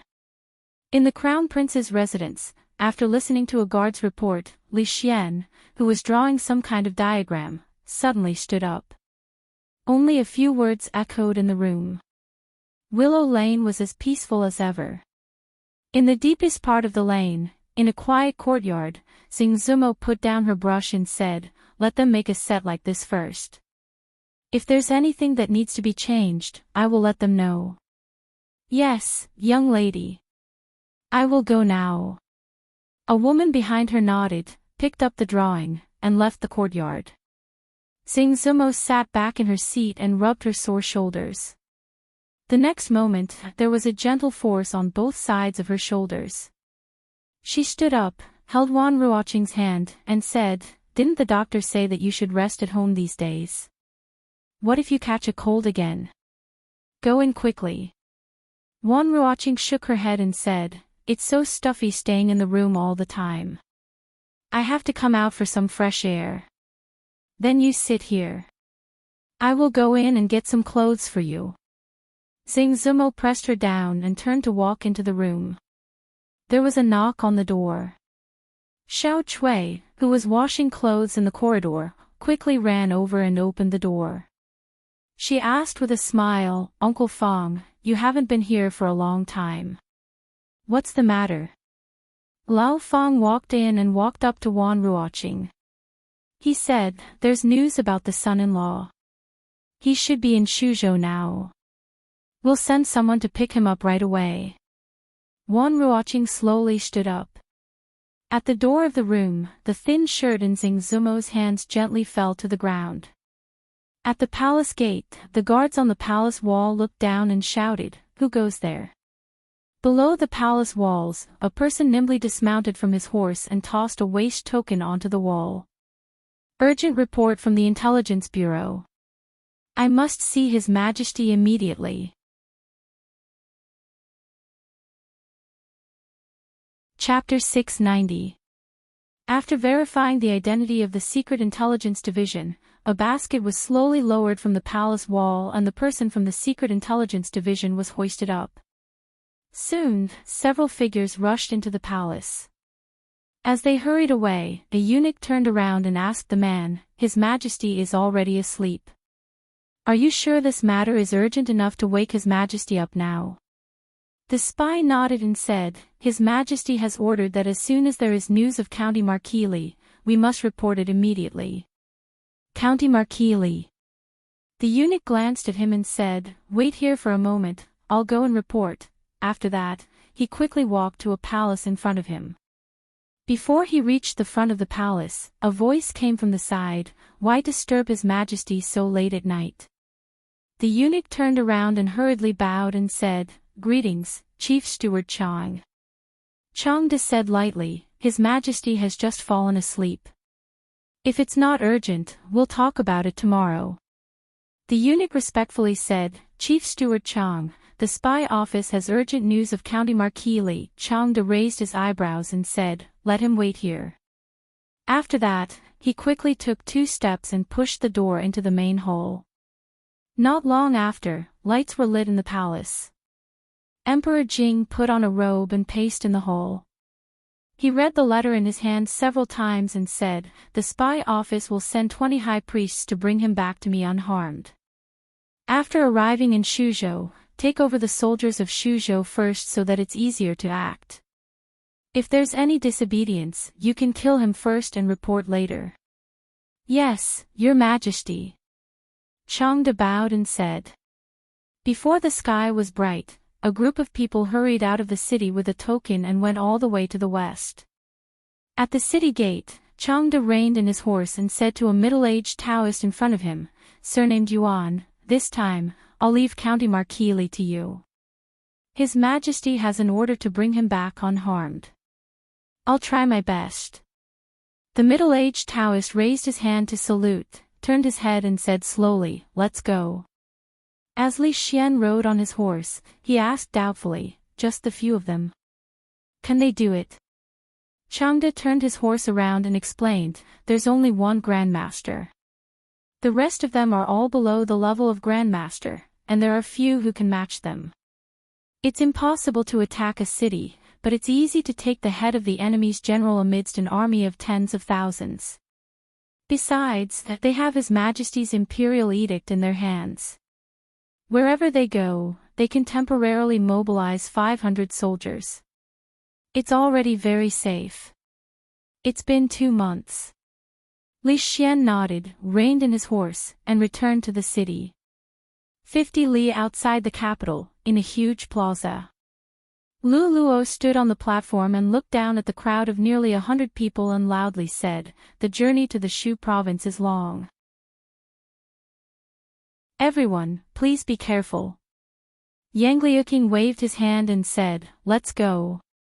Watching the figures of the crowd gradually disappear, Lu Luo walked down from the high platform and said to the others, "Go back to your work." This time, almost all the elites of the Lu League had come. Among the 100 people, any one of them would have a resounding name on the hero ranking.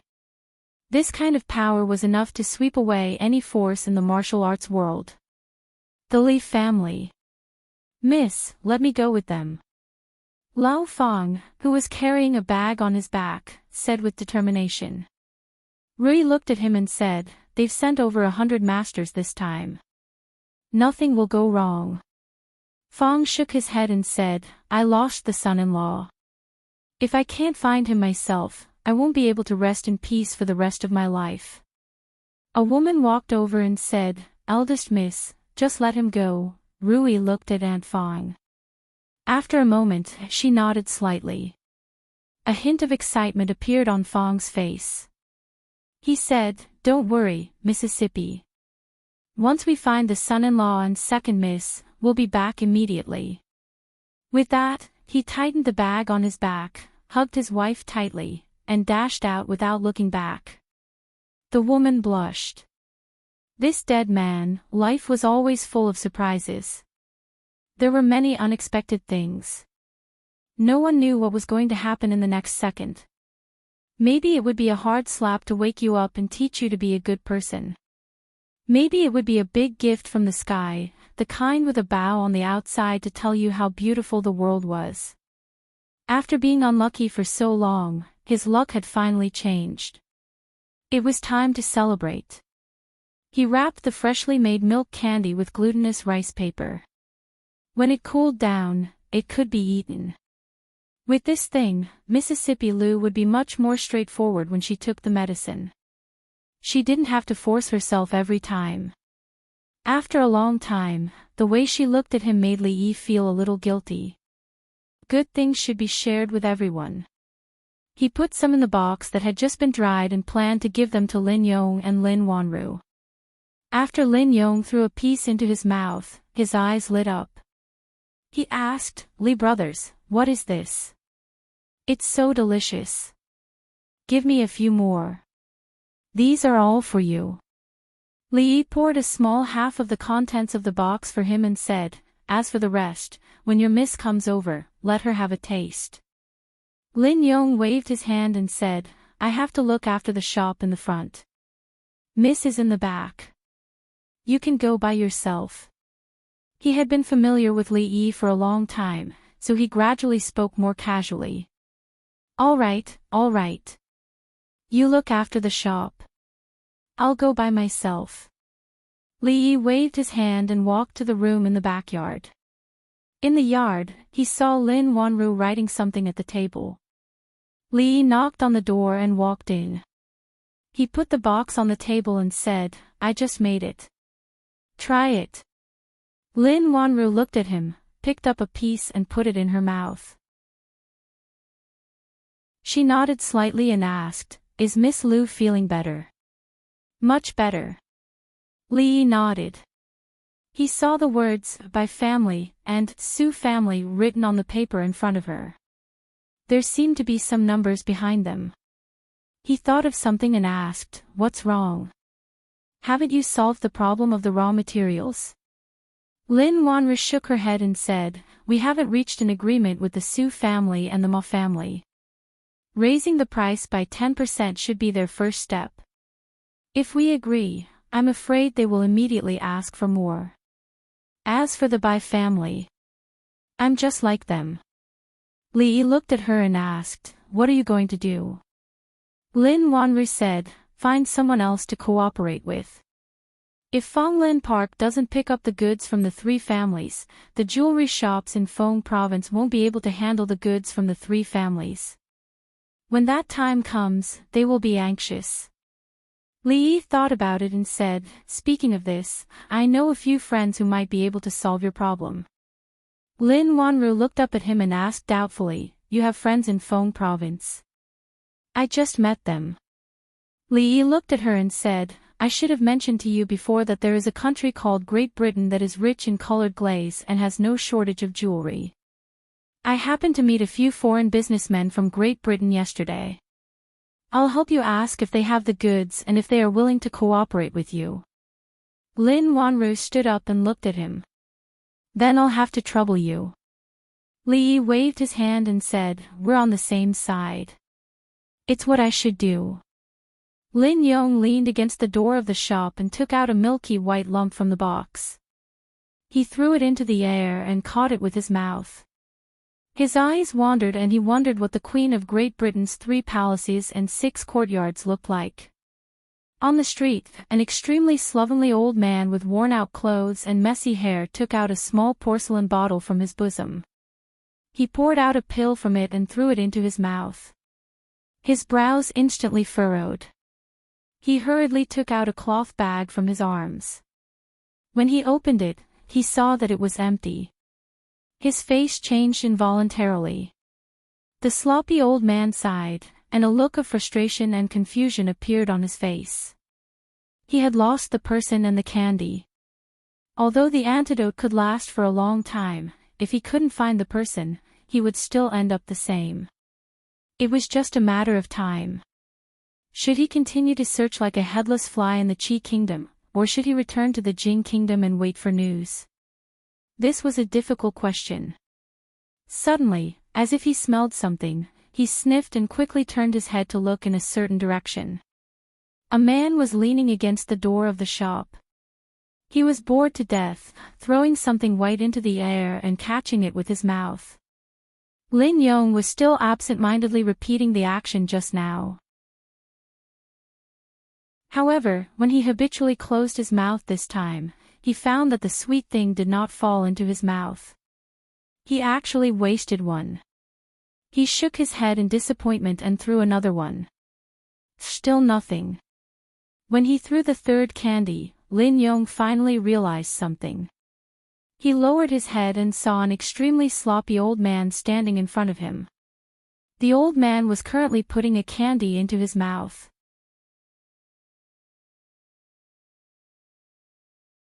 Chapter 691.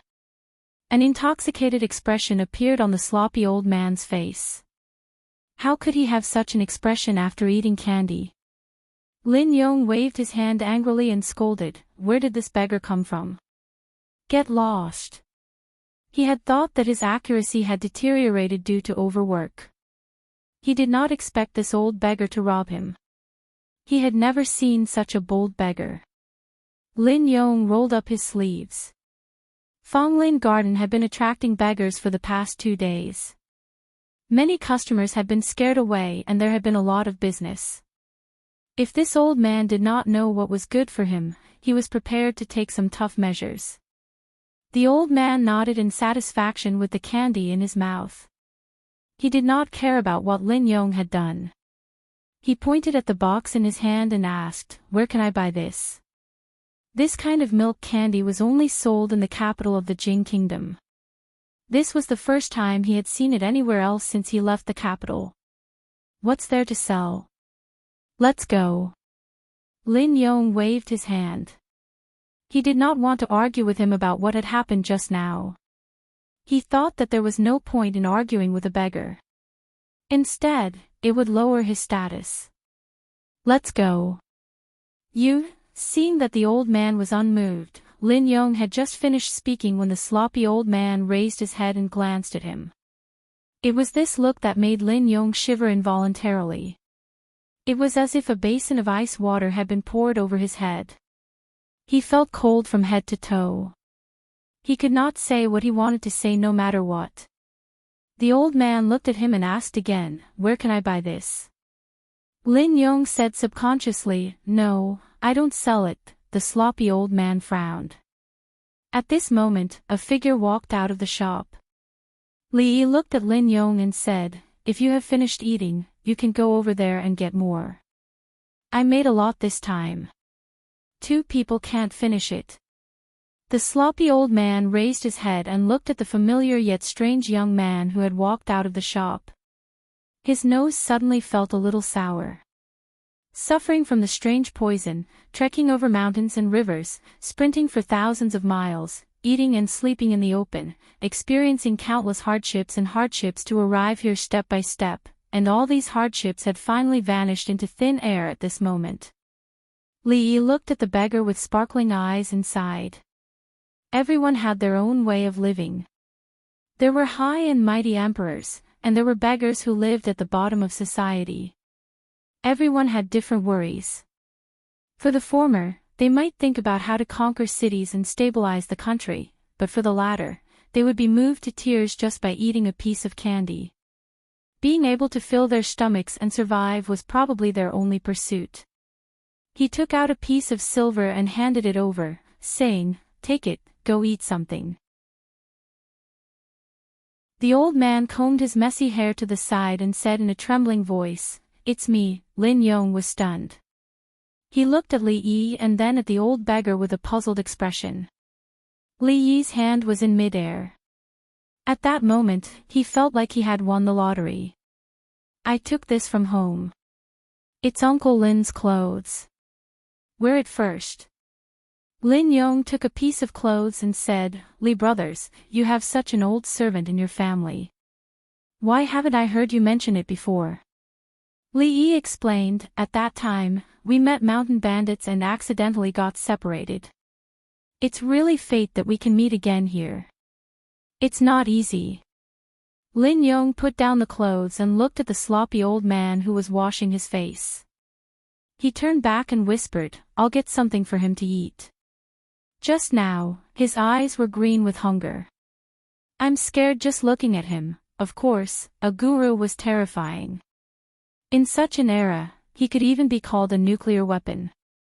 His martial arts cultivation had already reached the peak. He could use his own momentum to make ordinary people or even ordinary masters directly collapse. Killing with a glance was nothing. The sloppy old man changed into a set of clean clothes and swept his gaze across the courtyard. The 2 people he was looking for were both there. He drank a mouthful of wine and casually threw a piece of candy into his mouth. He only felt that the heavy burden on his shoulders had been lifted in an instant. The task was completed. There was candy and wine. What more could he ask for in life? Li Yi sat beside him and looked at him. He asked, "Why are you here?" "Someone asked me to come here. He asked me to bring you back unscathed." The sloppy old man looked at him and said, "You know, we people in Jianghu pay most attention to the word righteousness. Since I promised him, I must do it." Li Yi thought for a moment and asked again, "What's the situation in Shuzhou now?" "They still don't know that you have come to the Qi kingdom. They have been searching for you. I heard that the king of Shu has even offered a reward of 10,000 taels of silver, vowing to find you." The old man looked at him and asked, "Do you have a good relationship with the king of Shu?" Li Yi waved his hand and said, "Just a little." The old man said, "Then let's go back immediately. When we reach Shuzhou, we don't have to worry about the power of the Taoist nun." Ahem. Li Yi coughed twice and said, "Don't worry. You have fought with the Taoist nun. Aren't you injured? Stay here and recuperate for a while. We will leave after resting for a while." The king of Shu was an idiot. If he had used this kind of perseverance on other things, he would have become the crown prince long ago. He would not have been sent to a remote place like Shuzhou. He weighed the pros and cons carefully. Although there was one more injured grandmaster, a grandmaster could not kill thousands of people. Given his friendship with the king of Shu, it would still be difficult for him to pass through Shuzhou and return safely. My injury is not a problem. As long as I don't meet a grandmaster, I will be fine. The sloppy old man clapped his hands and said, "You should pack up first and set off early to avoid more trouble."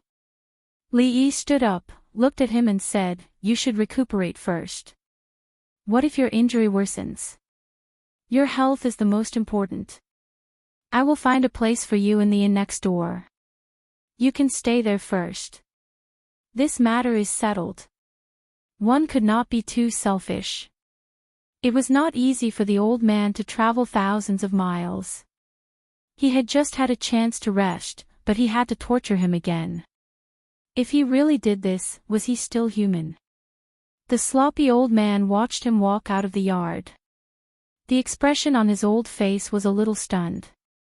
After a while, it became a little complicated. In Fonglin Garden, Lin Wanru put down her pen and looked at Li Yi and asked, "How do you plan to settle that old man?" Li Yi said, "Let him stay in the inn next door." It was not easy for the old man to come all the way here. "If there is any difficulty, you can tell me." Lin Wanru nodded, looked up at him, and asked, "The foreign merchants, I've already negotiated with them." Li Yi smiled and said, "They are also in urgent need of money. They have a lot of jewelry, which was brought from the Jing kingdom. I can provide them to you directly. The price is negotiable." Lin Wanru thought for a while and said, "If the jewelry has been shaped, I'm afraid the price will not be low." Li Yi waved his hand and said, "You don't have to worry about that. I heard from these foreign merchants that their former shopkeeper owed hundreds of thousands of taels of silver for eating, drinking, whoring, and gambling. He ran away with his sister-in-law and didn't even pay them their wages. They were forced to take these jewels and sell them cheaply. The original price of 1,000 taels of silver can now be bought for 300 taels of silver. The price won't be too high, and even your labor fees will be saved, really." Lin Wanru raised her head and her beautiful eyes lit up. "Really?" Li Yi nodded. If those goods were converted into taels of silver, it would be inconvenient to carry them. Silver notes could only be exchanged in the Qi kingdom. If they wanted to go back, these things would be a burden. So he simply did her a favor.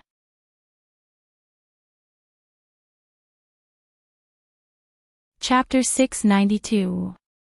If that's true, that would be great. Lin Wanru shook her head and said, "It's just that he actually eloped with his wife's sister. That shopkeeper's character is too despicable. It's best not to make wild guesses if you don't know the truth."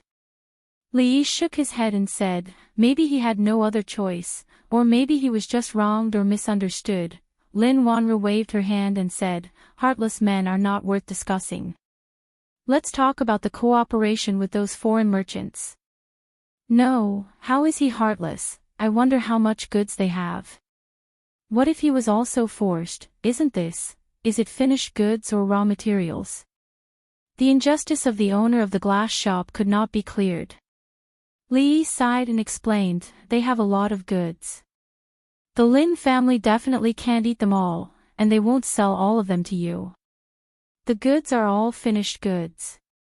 Great Britain is rich in glass, but it lacks other gems in jade. This time, they are using glass to exchange for these things and plan to sell them back home." Lin Wanru was puzzled and asked, "If that's the case, why did they cede them to us?" Li Yi continued to explain, "Great Britain is just a small country. Who would they sell so many gems in jade to? They also want to sell some here first so that they can reduce the pressure when they go back. If they have too many goods and can't sell them, wouldn't that be a loss?" Lin Wanru thought about it and looked at him. She reminded him, "There's no such thing as a free lunch in this world. I still feel that there's something fishy about this. You have to be careful and don't be fooled by them. Why is this girl so insensitive?" Li Yi felt a headache coming on and said, "How about this? Those people are still in the city. If there's anything, you can talk to them personally when you have time." Although he wanted to help the Lin family get through this hurdle, some things couldn't be said. Li Yi waved his hand and said, "Those foreign merchants are staying in the inn next door. I'll ask them to look for you later." As he walked out of fragrant forest park, Li Yi suddenly realized something.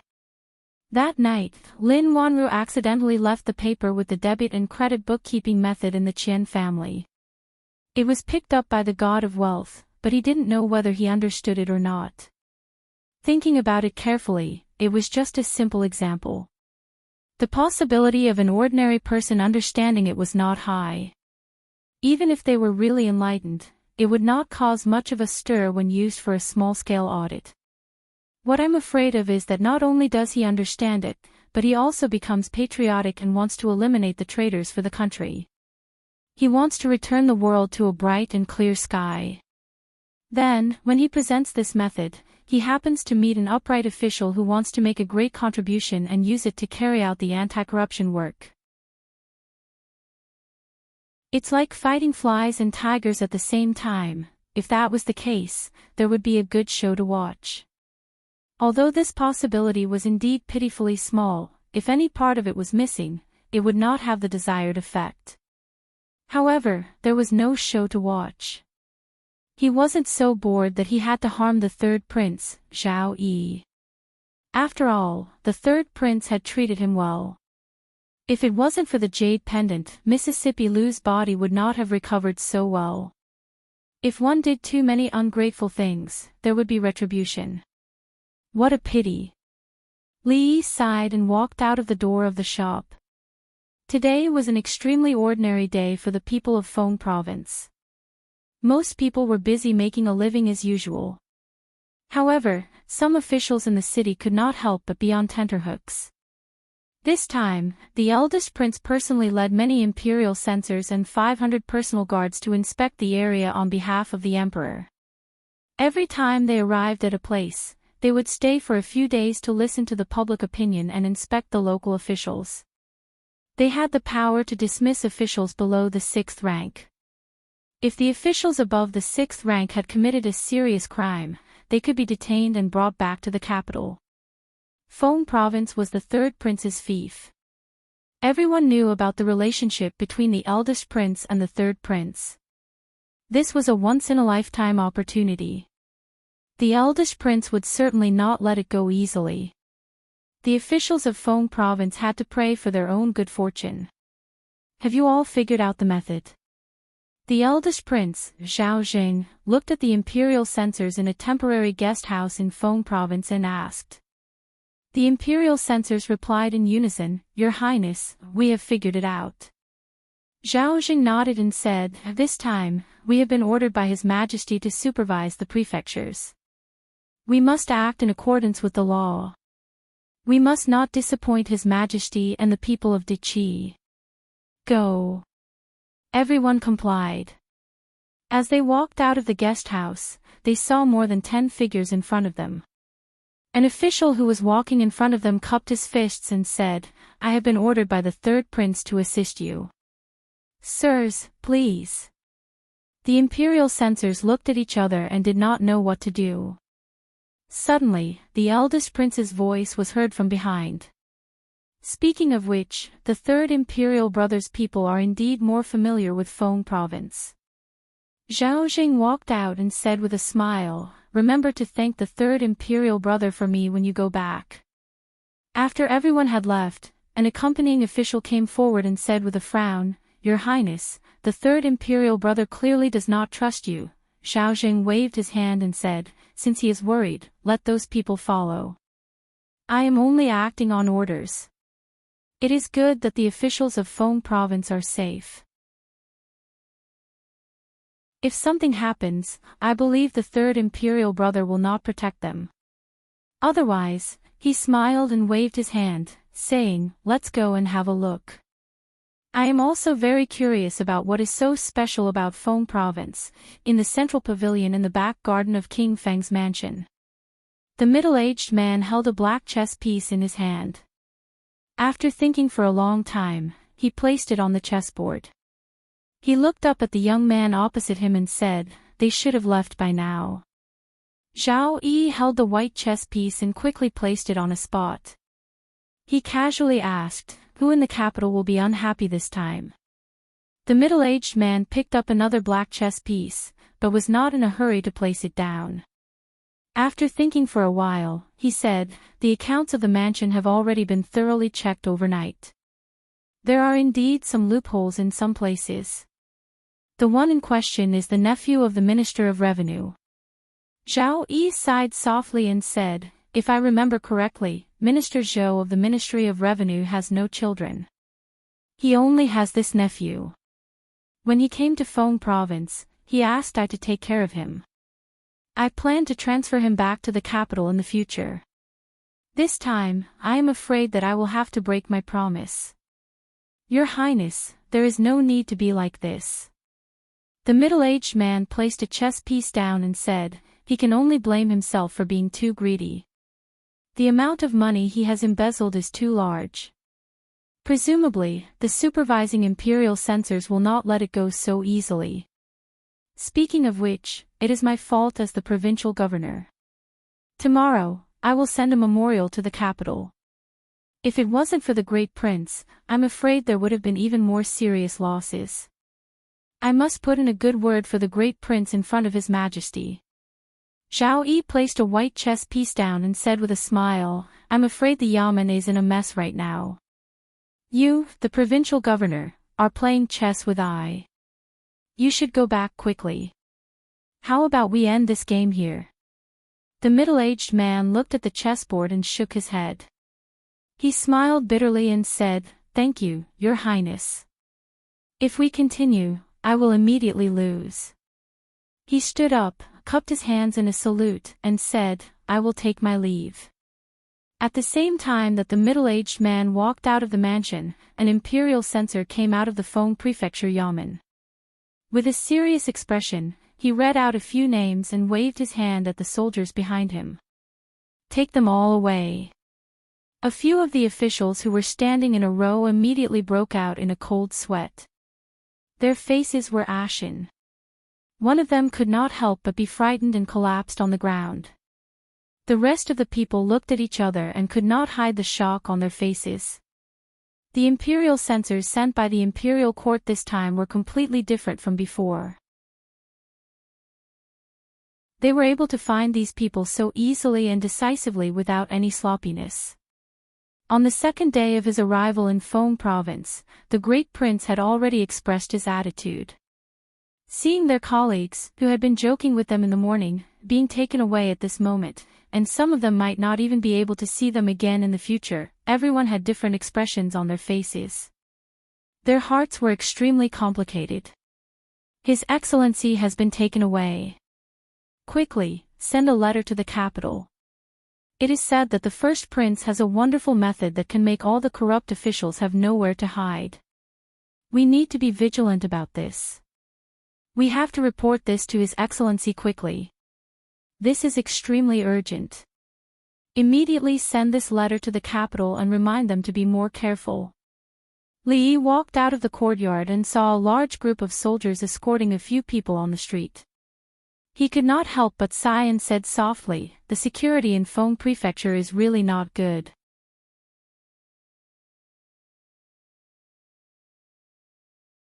Chapter 693. How's the talk with them? Li Yi stood at the door of the room and asked Lin Wanru. "It's been settled."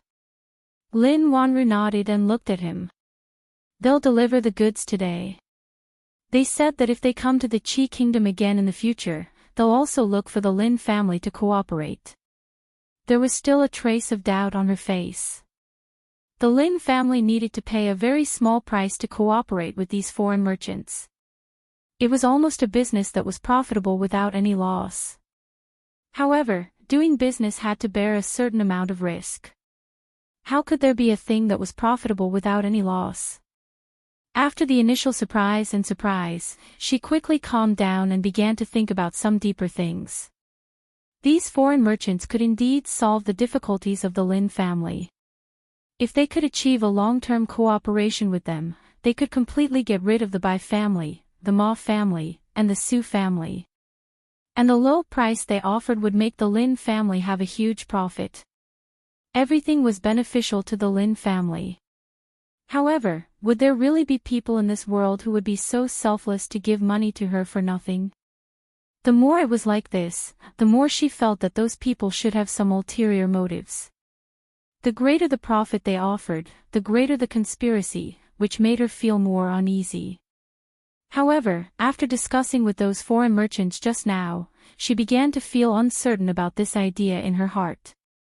All the agreements about the cooperation were very clear. After reading them word by word, she didn't find anything wrong. These foreign merchants might really be short of money, so they sold those goods at a low price. In this case, the owner of the glass shop who eloped with his wife and sister had unknowingly helped the Lin family a lot. Thinking of this, the feeling of disgust in her heart actually weakened a little. As if thinking of something, Lin Wanru suddenly looked up at him and asked, "Although there aren't many jewelry shops in Fengzhou City, there are still a few. Why did they choose the Lin family? These goods aren't mine." How would I know why they chose the Lin family? But it could also be because of those foreign merchants. Business is business. Miss Lin, you must be careful. Remember to beware of those people. Li Yi glanced at her and said, "The security in Fengzhou City hasn't been very good recently. I've seen soldiers arresting people outside these 2 days. In short, Miss Lin, please be careful. Those are imperial censors from the capital who are investigating corrupt officials. They've caused quite a ruckus in the last few days. I heard that they have some sort of wondrous technique that allows them to investigate in an extremely short amount of time." Lin Wanru couldn't continue. She glanced at Li Yi and a strange expression suddenly appeared on her face. Li Yi was stunned for a moment, then he nodded and said, "It's good to investigate corrupt officials. These corrupt officials only know how to plunder the people's wealth and not let them live a good life. They should have been investigated long ago." Lin Wanru looked at him in a daze and whispered, "Is it that night? Hey, what night? Girls should pay attention to what you say. It's not good to be heard by others." "I don't know what you're talking about."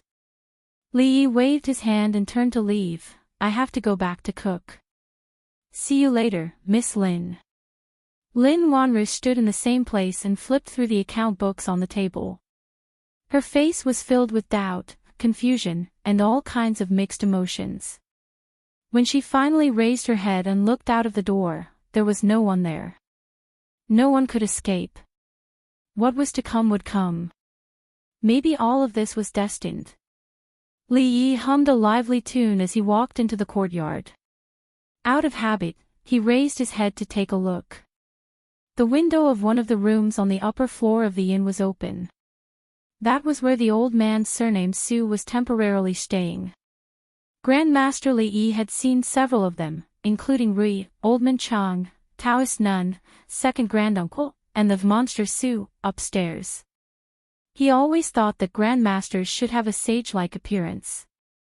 They could destroy strong enemies with a wave of their hands, and then they could leave with a wave of their sleeves, leaving nothing behind. It was the first time he saw a grandmaster who ate white rabbit creamy candies as if they were rice. Mississippi Lu often did some activities in the courtyard. She was no different from a normal person now, and a dozen normal people were definitely no match for her. Judging from the fact that he was still standing here, it should be some time before Mississippi Lu fully recovered. Li Yi walked into the kitchen and brought out the warm medicine. He walked to the stone table, looked back at Mississippi Lu, and said, "Put down the sword first. It's time to drink the medicine." "Drink. A toast to shopkeeper Su." "Ah, young Master Bai, you're too kind." In a private room of a restaurant in the city, Bai raised his wine cup and looked at the two men opposite him. He smiled and said, "Shopkeeper Ma, Shopkeeper Su, let me give you a toast. Many thanks to the two of you for this matter." You're welcome." A man with a short beard smiled and said, "Our three families are united, and that's how we got to where we are today. We should help each other for such a small matter." The other man next to him said, "Moreover, if nephew Bai can take down the Lin family, it'll be a good thing for us." The man with the short beard thought about it and said, "I'm afraid that the Lin family will fight us to the death. That'll be troublesome. The Lin family shouldn't be so irrational. Apart from the three of us, they have no other source of goods in the entire Feng province. If they really fight us to the death, their losses will be even greater. That's not necessarily the case. Miss Lin is now in power. Everything related to the Lin family's business is decided by her. You know her temper, and she has many tricks up her sleeve. It's not impossible for her to fight us to the death." Bai Yu cleared his throat and said, "Don't worry, since I'm the one who suggested this, I won't let you suffer. Without the goods, the Lin family won't be able to hold on for long. We just need to wait patiently. Even if something happens, the Bai family will be able to take all the goods from both families." "That's good," the two men smiled and nodded. They raised their wine glasses and said, let's drink, let's drink." The door was suddenly pushed open from the outside. A man dressed like a shop assistant walked in and whispered a few words in the short-bearded man's ear. The short-bearded man put down his wine glass and asked, "Really?" The shop assistant nodded vigorously. "He's waiting in the shop right now." The short-bearded man's eyes flashed a few times. He stood up and cupped his hands towards Bai Yu and the other man. He smiled and said, "Brother Su, nephew Bai, something happened in the shop. I'll be taking my leave first." "It's fine." Bai Yu nodded. Seeing him leave in a hurry, the man surnamed Su and Bai Yu looked at each other. Their eyes were filled with doubt. The man surnamed Su glanced at him and asked, "Shall we go take a look?" "Let's go." Bai Yu nodded. The Ma family made a living by selling jade materials.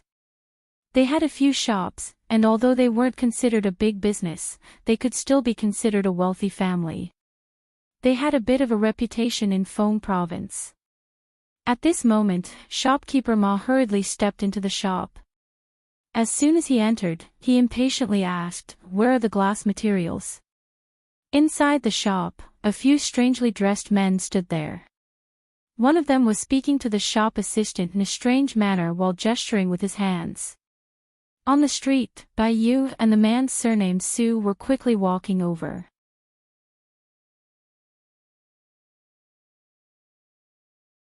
Chapter 694. The strangely dressed man casually took out a piece of green transparent irregular object and said, "These colored glaze materials are all real. You can inspect them and ask someone to process them. It won't take much effort to make a good colored glazeware. If we weren't in urgent need of silver, we would definitely process them ourselves and not sell them to you." The shop assistant looked at him with a puzzled face and asked, "You didn't speak like that just now." The foreign merchant was stunned and asked, "Then how did I speak like that?" Yes, you spoke like that."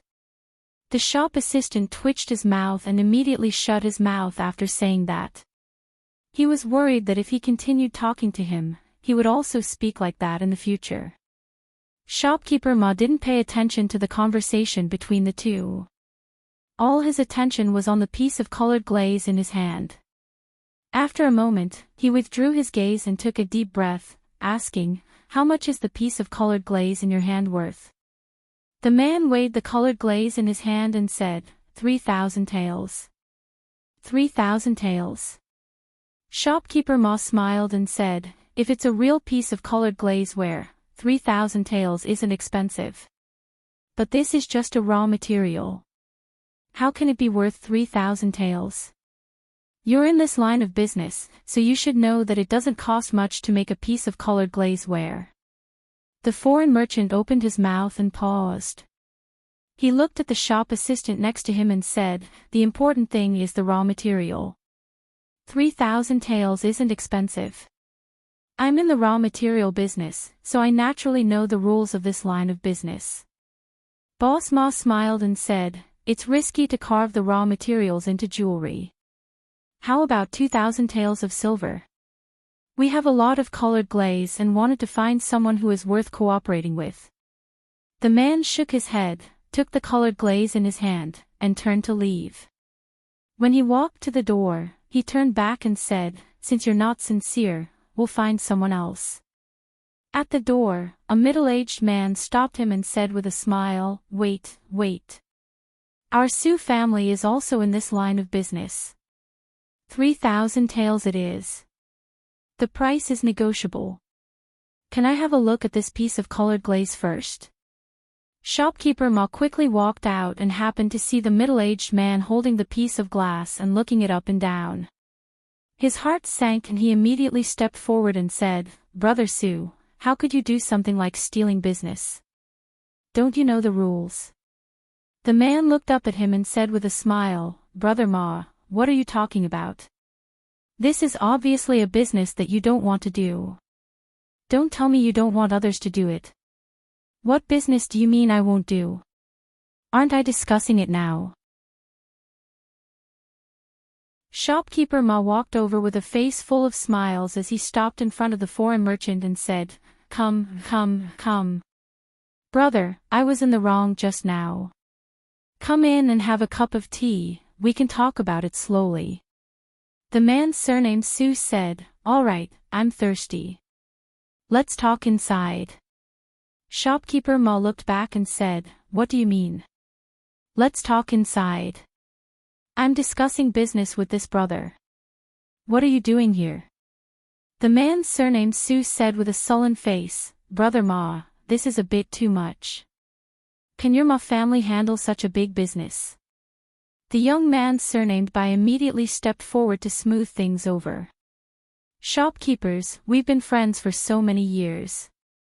Let's not hurt each other because of such a small matter." Shopkeeper Ma accepted this business first. Why don't we let them talk first? There must be some rules, right? After saying that, he looked at the foreign merchant and asked, "You just said that you have a lot of glass. This damn Sioux family and Ma family. We've been working together for so many years. How can they raise the price just like that? What a despicable person." In the courtyard, Lin Yong was squatting on the ground, snorting as he ate the noodles and complained angrily. Li Yi used a small fan to fan the fire while brewing the medicine for Lady Lu. Merchants only pursue profit. Don't take friendship seriously. Money is their true friend. Don't think that the three of them are in the same boat now. If there is a conflict of interest, they will turn hostile faster than anyone else, said Li Yi casually as he used a small fan to fan the fire while brewing medicine for Lady Lu. Lin Yong interrupted, "My lady is not like that." All right, I know your lady is a good person. Kindness will be rewarded. It's not that she won't repay her kindness, but it's not time yet." Li Yi added more firewood to the pot and said, "You don't have to be too angry. No matter what you do, you have to have a bottom line. Otherwise, you'll suffer retribution. Those who cheat others will be cheated. This has been the truth since ancient times. Maybe those families will soon suffer retribution." Lin Yong snorted and finished eating the noodles. He put down the bowl and said gloomily, "Why haven't I seen evil get retribution? Good people don't live long, but scourges last for thousands of years. In this world, evil people live more freely." Li Yi saw that a window of a room in the inn next door was opened. He stood up and handed the fan to Lin Yong. He patted him on the shoulder and said, "Believe me, there will always be retribution. It's just a matter of time. I'll go out for a while. Help me watch the fire for a while." Lin Yong squatted down and fanned the fire from time to time. Li Yi walked out of the courtyard and walked into the inn next door. He went straight up to the second floor and knocked on a door 3 times. After 3 knocks, the door opened. Inside the room, a man stood up and said, "I've just reached an agreement with those 3 families. Those raw materials will be given to them. It's not convenient for us to use silver notes, so let them directly trade with gold. Unlike other things, colored glass was not only valuable after it was made into colored glasswares. Even if it was just a ball, it was also an auspicious sign and treasure in people's eyes. That thing could be burned in large quantities every day, so there was no time to carve it one by one. It could be casually burned and sold for money. It didn't take time and effort, and it was extremely convenient. The Bai family, the Su family, and the Muff family had obviously joined hands this time to force Lin Wanru to give in. It just so happened that there was no place to sell these things. Previously, they lived in other people's houses, so they would do whatever they could to help. The man smiled and asked tentatively, "Young master, do you think we can get 10 more points this time?" Li Yi looked at them and said with a smile, "Everyone has worked hard these days. When we go back, everyone will get 50 more points." A few people's faces lit up, and they cupped their fists and said, "Thank you, young master." After Li Yi left, one person closed the door, but the joy on their faces still did not fade. A young man's face lit up with anticipation, and he said, 50 points, in addition to the previous points, we can get Senior Lu to teach us martial arts once. I plan to exchange 500 taels of silver to buy a house in the capital and bring my mother back." Another middle-aged man smiled and said, "Xiaowu, what about you?" A young man sitting in the corner smiled and said, "I also plan to buy a house next to yours, and then I'll go back and propose. Xiu Xiu has already waited for me for 3 years, but that old guy didn't agree. This time, I'll go back and smash him to death with silver." "Ah, you're ambitious." The conversation in the room was limited to this small space. In another part of the city, Bai Yu and 2 other middle-aged men were gathered together, also talking in low voices. Bai Yu looked at the 2 of them and said, "This is a big business, and only our 3 families can handle it. You 2 should stop fighting. They actually only want gold. Where are we going to get it? Gold is easy, we can just go to the bank and exchange it. The problem is that we don't have that much silver on hand, unless we sell that batch of goods to the Lin family. If that's the case, then we'll be letting nephew buy down." Bai Yu smiled and waved his hand, saying, "It's fine, this business is very important." The 2 of them nodded. Faced with such a big business, they, who were in urgent need of money, naturally would not turn down such a huge profit for a promise. The opportunity could not be missed, and it would not come again. Next time, they would not encounter such a stupid foreign merchant. In the shop in front, a shop assistant scratched his head in confusion and mumbled, "Foreigners, all talk like this?" You're tuning into the Journey of the Soul YouTube channel. Don't forget to subscribe and join us on this journey to catch the most captivating stories.